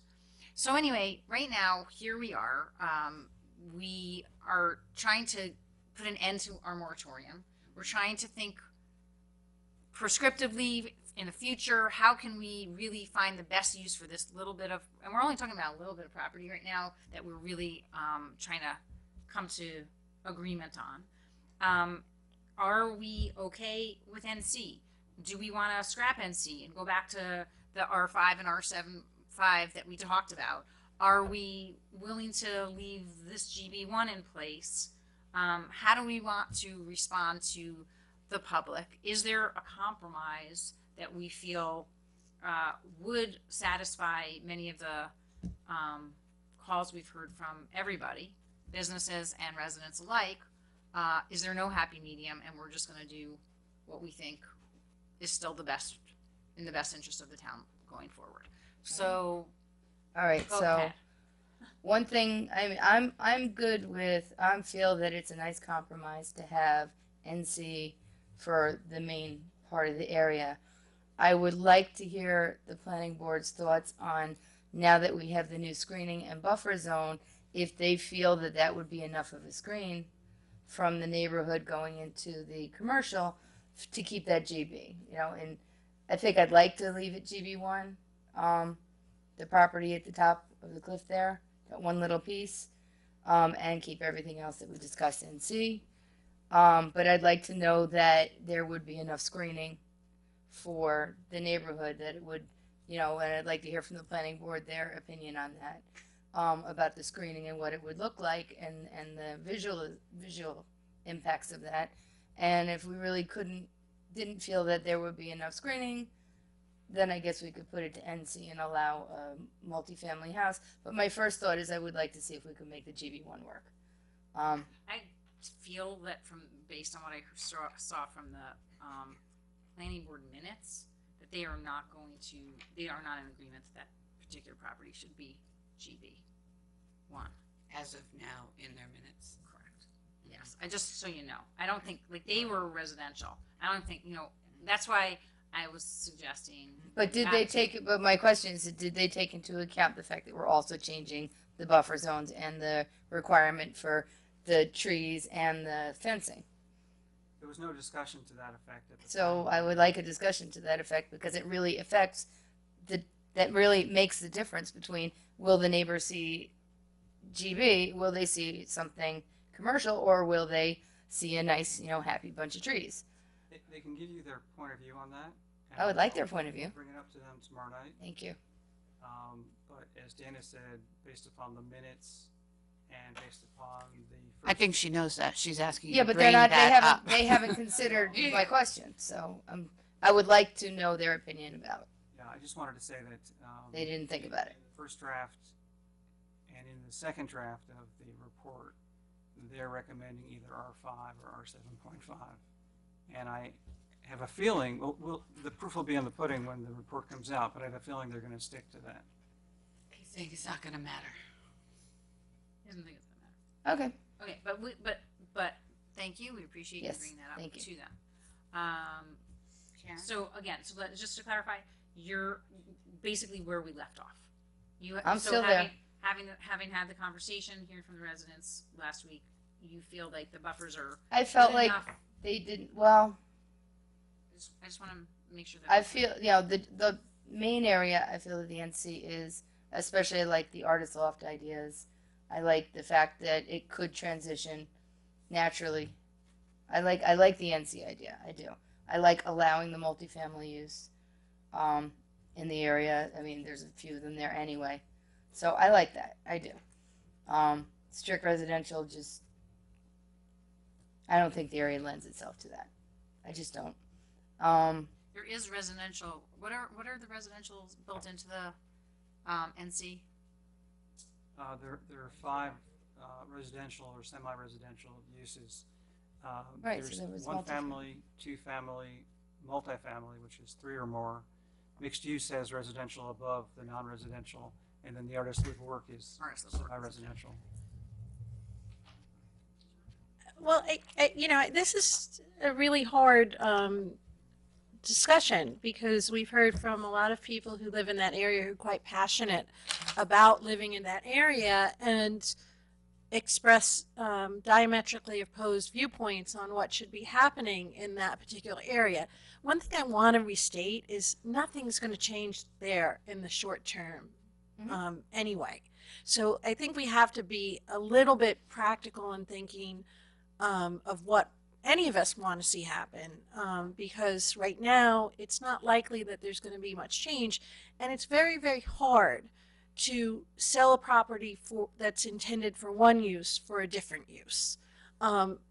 There probably are going to have to be some other changes before you see warehouses being turned into other sites, just because that's the nature of real estate and the nature of how things change. I'm not saying it won't happen, but I think it will be some time because there's a lot of economic considerations that have to go into making those changes, and that poses a risk to anybody doing a dramatic change in development. That said, I thought it was interesting because, I've driven around the Curtin House several times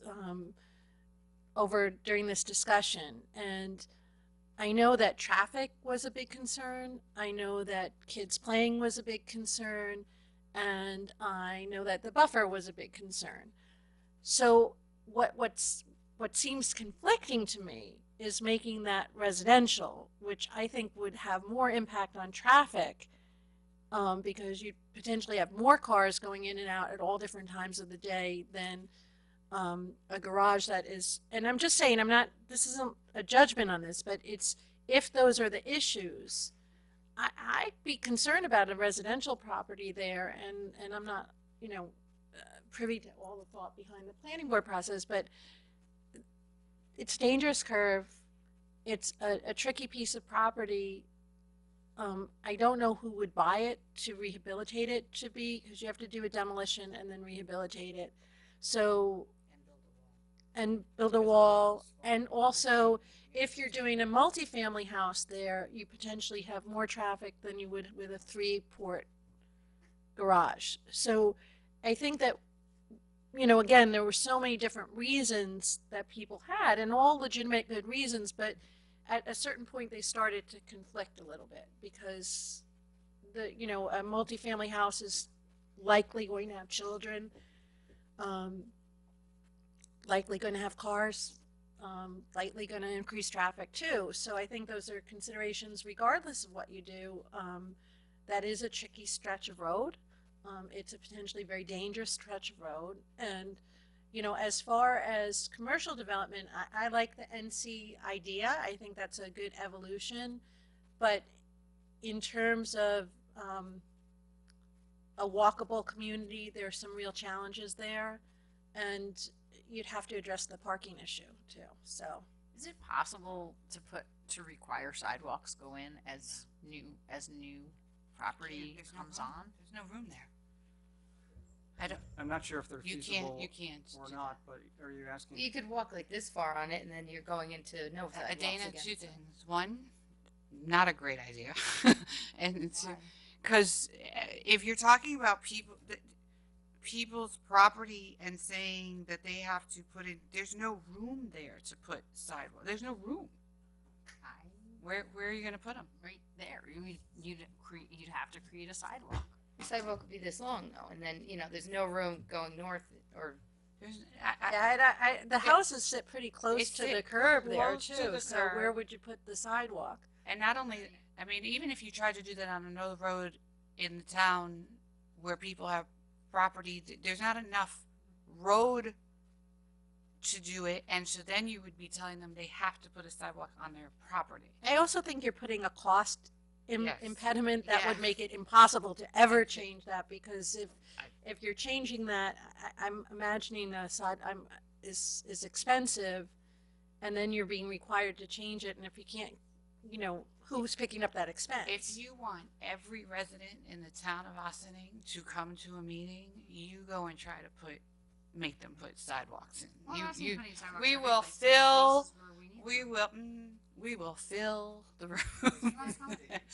I I just, think the planning board generally has the authority to require sidewalks and they absolutely have the authority to require sidewalks in new subdivisions. As a practical matter, I don't know if you could fit them in here, and then there's the financial aspect as well. And you'd just be getting a short sidewalk in front of one property, and you wouldn't have. that's what you're saying. Yeah. Many issues. Sidewalk to nowhere. I have one neighbor with a sidewalk. They just finally took it out because nobody else got one. I'm sorry. Are there any curbs? Curbs? Probably not Curbs. not good ones. Not good ones, yeah. So now that's another thing. Now once you put sidewalk, now you got to put the curbs and And drainage. so you're not talking one thing here. Mhm. Yeah. Okay, anyway, just, Um, the other thing I wanted to ask about was Could I- limiting the size, just to Karen's point about limiting the size of or number of bedrooms in the multifamily. Mhm. I know that that's something that the village had done when they were talking about some of the bigger developments, and they said, okay, well, if you're going to have multifamily, you can only have 1 and 2 bedrooms, and that addressed the concerns from the school district. Even though it's not necessarily the be all and end all answer, it does create a limit somewhat. I'm not for that.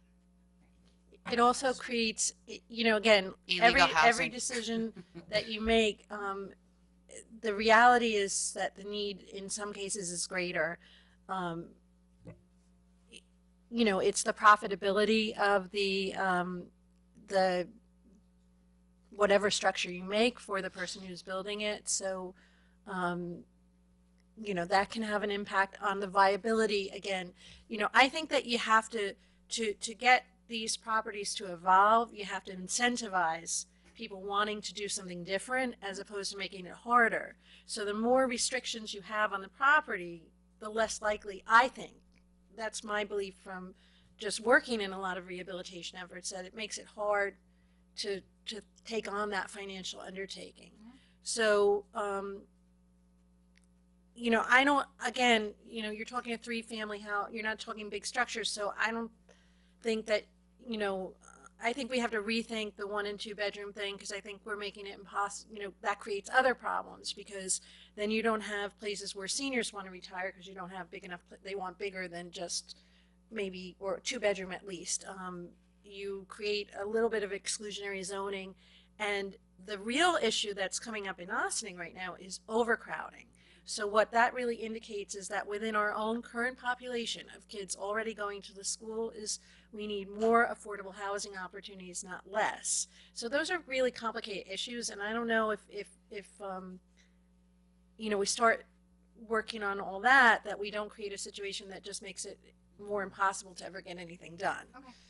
I just want to toss that out since one of the concerns of the planning board was that they mentioned was the letter from the school district talking about Well, as we consider The our school district has a big problem too in looking at the conditions kids are living in because there's not enough bigger apartments in Ossining. So that's something that I think will come out with the housing needs assessment. But there is a real issue. So and I think that if the planning board is so concerned about the letter from the superintendent, it's interesting to me that they are considering that this all should go residential. well, I just yeah, find that to Does that be make sense? an interesting, I don't think they said all. It was just the one property. Not oh, all that residential, one property, the just that one property? No, I don't think that that's. Yes. Oh, I'm pretty yes? sure that they were okay with the NC, and it was just the one property. Oh, I really? think you're right, Dana. Oh, okay. Yes, I think So I that's a believe you're different right. conversation. I thought that Although what we were. they- Yeah, I thought you what thought you just too. said. Yeah, I It thought you said- just said the whole way thing should be you said it, residential. I it was like, sounded well- like No, no, you no, were no. saying Although- they thought the whole. I think, again. I know we don't know yet. It's in draft form, but I think what you're going to see is the planning board questioning why so many different kinds of residential uses are being added to the NC district Mhm. as opposed to just keeping the NC district NC. NC non-residential. I And think right we're now, trying to can help I it ask a question? transition Can I ask a into- question? It was my. Because when it's a you went balancing back act. to your history, I needed you to go back one more step, Okay. which is because I don't have it in front of me. Comprehensive The plan. NC, no. Oh. The NC that we are thinking about is right now GB, correct? GB1. Parts of it. There's Oh. that one large parcel on Stanley Avenue on the westerly side Yes. of Stanley where the Corvette place Right. is now GB1. Right. And So that's the only parcel that would be rezoned the to only NC. portion that we're thinking about as NC is right now GB1. And so in terms of transition and movements, this is different in terms of the residents who live there, not, wanting change, right? And thinking that, maybe GB1, they want less. This is a change in that direction. That is, I think that it's a good is, that compromise. is, that is a change towards that, So this is- Right. except for this conversation about this, this one piece of land, which, is a big, but I really, I think that moves this, and again, to Councilwoman DeTore's point, this is not gonna change tomorrow. This is a conversation about what can be in terms of what, future thought process. I also believe that if traffic is an issue, and I know that traffic is an issue, I have driven on there, there's no question, there are concerns. People shoot up there, they're going up past, Mhm. they may not be Austining residents all the time that are driving up and They're down also there. And we can have a conversation maybe about what other enforcement measures we can have. I think we should also have a conversation to help these residents out with their business, commercial business neighbors. They seem to be having a nice, I just want to take the time to say, what started off kind of difficult ended up being a very good conversation that I think neighbors need to have more often with each other and business I agree. that are next to each other. And it's a great lesson for us all to learn. Because sometimes we're not all enemies. Sometimes we just don't know. And sometimes we just need the conversation. And maybe there's a conversation about more either enforcement or us as town helping through the building department or the police to try to help that business to figure out how they don't have to do something that they don't even want to be doing, Right. but they're doing it to preserve themselves, which is also causing the neighbors to be a problem. So I think we should continue that, Madam Supervisor. Yes. If you can Actually, continue I that even had a conversation. conversation Okay. with the building department about that. So if you Following can that. continue that conversation to follow up and have some of that conversation, I think that eases some of the pressure off of I mean, the it may not frustration. get to the point of solutions, but we are No, trying. but a And convers- again, I think you're right to try to move in the direction of trying to improve that area would go a long way to make the neighbors feel better about where they live. and not so frustrated about it. But I also believe that if we made GB1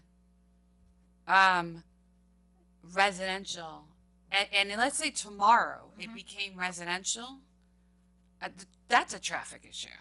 That's going to be a because every house is going to have 1 to 2 cars if it's a smaller house. If it's a bigger house, they might have more cars.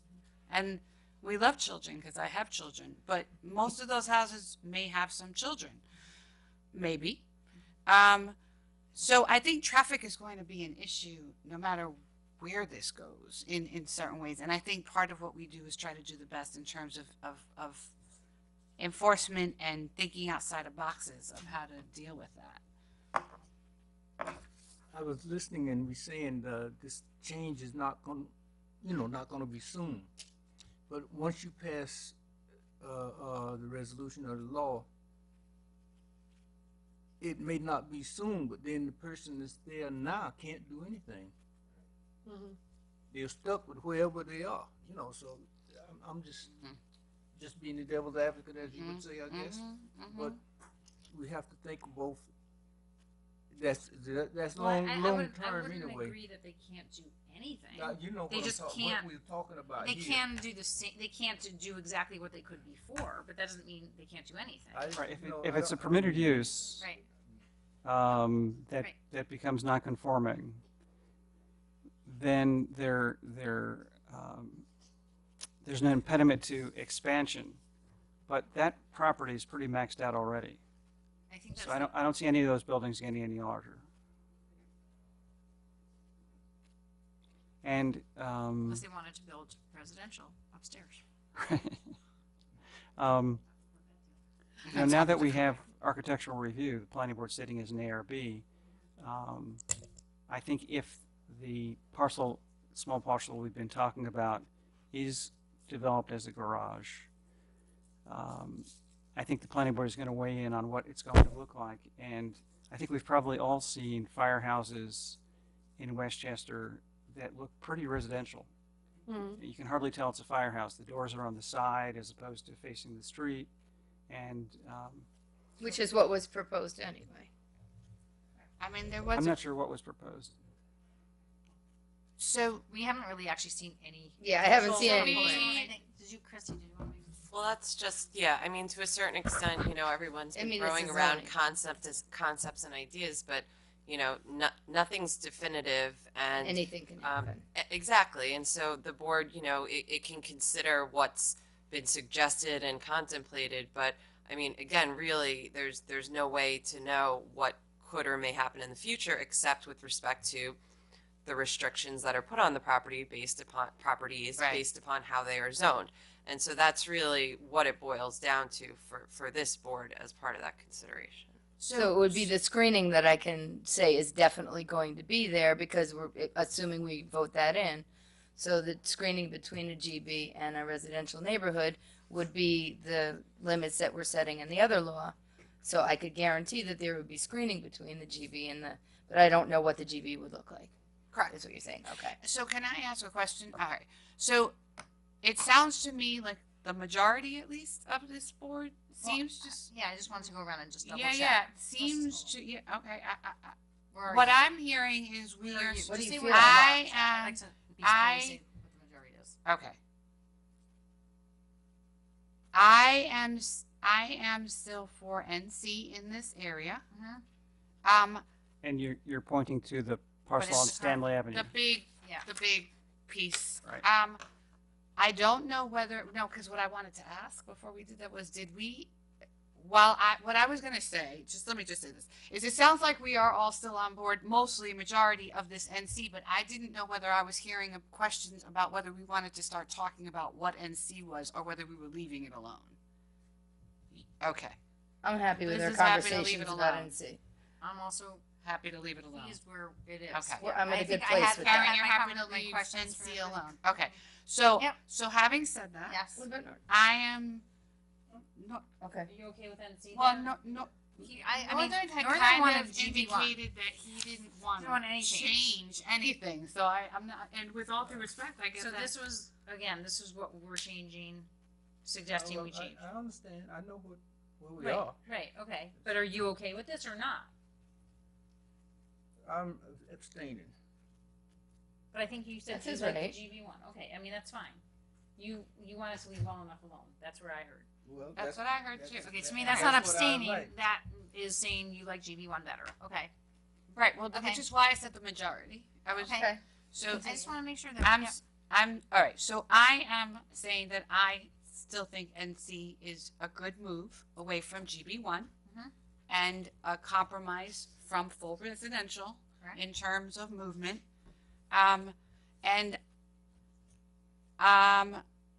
To this portion,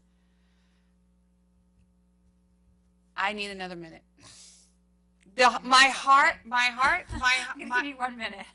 my gut and heart says you leave it what it is, which is GB1, because it is what it is, and that is actually where it is in terms of where the buffer, I understand, and that if we have screens and an ARB that can make something look nice, that's, I don't see that being a residential. I don't think it's a safe residence. I don't think it's a great location. It isn't a residential zone. It's a GB1 zone. And so, Just to play devil's advocate from yes, where, let me, Councilman, yeah. Wilshire was, Yeah. is this is also GB1, and you could say the same thing for that. I've looked at those properties. Those properties, I don't believe, don't necessarily lend themselves. This particular property where the Cliff. cliff Even though is it's been a hanging, house for all these years. but there's a cliff. Nobody's been living there for 5 or 6 years, and there's a cliff going Oh, down. They were there for however many. It The was cliff resident. wasn't falling when they were there. And the house comes with a parachute now. Okay, And there For were skis, right? and then Or we're, skis. Councilwoman Detour, where I mean, are you I on, don't- on this particular property? Are you still at GB1? Are you at NC? Are you at R5, R75 for that property? Can you do R75 on that piece of property? Is it big enough? Yes. You can. Mm-hmm. Um,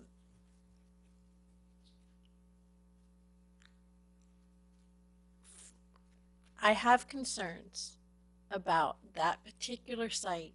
I know it was residential. I saw the house. But the way it's situated now, the condition of the current house, I'm having a hard time seeing that rehabilitated. So So- where are you with NC versus GB1 then? If you don't believe it should be a residential for that particular Beef. piece. I mean, you know, I could see it different ways. I thought that having keeping it GB1 was not necessarily a bad idea for that particular parcel. Okay, so you're at GB1, you're at GB1? You're at GB1? And you are at GB1. So we're exactly where we were. I just want to reflect, and I still believe it should be NC, but the majority of the board believes that it should be GB1. That piece of property. That That piece one of little property, piece. and that the rest, the majority of the board feels is NC. So we can wait to hear from the planning board. That's fine. Yeah. And we have our public hearing next week, but I believe that we are otherwise in a position to move forward on the zoning with GB1 for that parcel, NC for that. We'll wait to hear from And the planning board. 7.5. And 7.5 for. I thought we had that. Oh, That But hasn't it changed, has- R5 to R7.5. okay. hasn't- Right. Okay. Okay. So part of And that same- we've deliberated, we've heard from our public. We very grateful for everybody's contribution. And hopefully those who were here last week, who gave their input, have had an opportunity to hear where the board stands on it and why. And will come back to us with whatever their comments are. I have a question. Could we facilitate a community meeting? They seem to really be talking to each other and getting along. Well, that's what I kind of asked my Yeah, supervisor Could we to kind facilitate of that, or we they need to do that themselves? cannot. Yeah, We cannot. I mean, in terms of the public hearing process and this whole, No, not in part of that. Liz, Just we they- cannot because we are in the public hearing Okay. process. But the supervisor can talk to the building department who can help facilitate conversation. okay.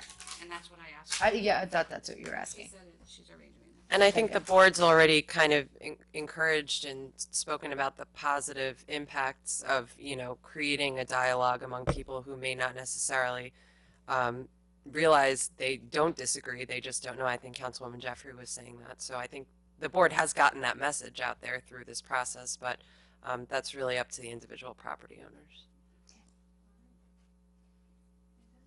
Okay, thank you, everybody. I appreciate that. And I just reiterate, next week, our public hearing continues. We're going to extend our moratorium. And back to the conversation about the length to which we believe we would now like to extend the moratorium.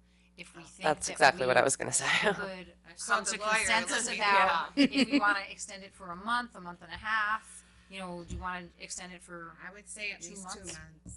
I would I'm just say going 2 to. months. Well, there's Summertime. other pieces of the process that still need to Yes, go. just give me a little bit of time when the target stops moving for me to work on the environmental assessment form. So there's that piece So of it. Secret still needs to be completed, So, which 3 Mr. months? Stolman can't really do until he has all the pieces in place. It's And you- largely there. Yeah, and you still really, you want to give yourself some time to consider the planning 4 board's months? comments. I don't I- want to. No, Summer's I don't. coming. No, I'm I not gonna need don't. that much time. I don't want to I understand. shortchange it. So I know that 4 months sounds long, But if we're talking about getting recommendations from one board, and we're talking about needing another public hearing, and we're talking about then giving time for the secret process, I'm just saying. So May Well- 7th, I think our moratorium is are up, so we would extend it to, I mean, if we were to extend it 2 months, we'd be at July 7th. So we were talking about June and July, summer, like, as Councilwoman Jeffrey What do you think? mentioned, summer months are involved. And summer months, we have- Yeah, we should go a little further. I Okay, think so- we should hit. Hey, they have a recommendation. I think What's we your could probably do this in 2 to 3 months. I No, think 4 months is probably a bit much. Okay, so What's let's go to 3? August August. 7th-ish, or whenever our meeting July, would be. July, August. 3 months. And you know what? I think I would want to look into this to confirm this, but if somehow this got done in a month, you Yeah. could probably just adopt a local law to, And- end the That's moratorium. why I'm Perfect. not, but that's why I'm not worried about Right, more going long. time, Right, because that- I You're still in the absolutely same think- boat. You're doing another process We one just way don't or wanna another. Push it off so much because No, it no, just I gets agree, developers. No, get I think antsy. I think 3 months is a good. We're talking a month, so I think 3 months. 3 months a is good. 3 months. I Okay. would try not to adopt this during August because I've seen boards get criticized for doing it when people are on vacation. You know, you did August because no one is in town. So we're shooting for July.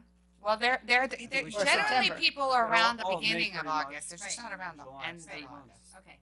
What? All right. That's good. Okay, 3 months. We're all good. All right. What's 3 months? And we're gonna extend the moratorium for 3 months. Yeah, what is that? July. End of August July. July. They're all Oh, of May, June, July, August 7th. Beginning of August 7th. He's Yeah, saying yeah. not And August, we're so gonna- last and week we're in gonna try to July. adopt in Beginning of July. August. I Yeah. see. Exactly. Okay. Got it. So fantastic. Thank you everybody for all of that wonderful input. And now may I have a motion to adjourn into executive session for personnel contracts and advice of counsel? No. Yes. Yes. Okay, a motion. moved. Thank you. So moved. I moved and Second, Liz okay, seconded. Okay, and I just want to thank everybody for joining us tonight. We will see you next Tuesday, May 9th at 7:30 p.m. at the courthouse on Spring Street for our regular meeting and our public hearing. Until then, have a great week and good night. Thank you, everybody. Good night. Hey.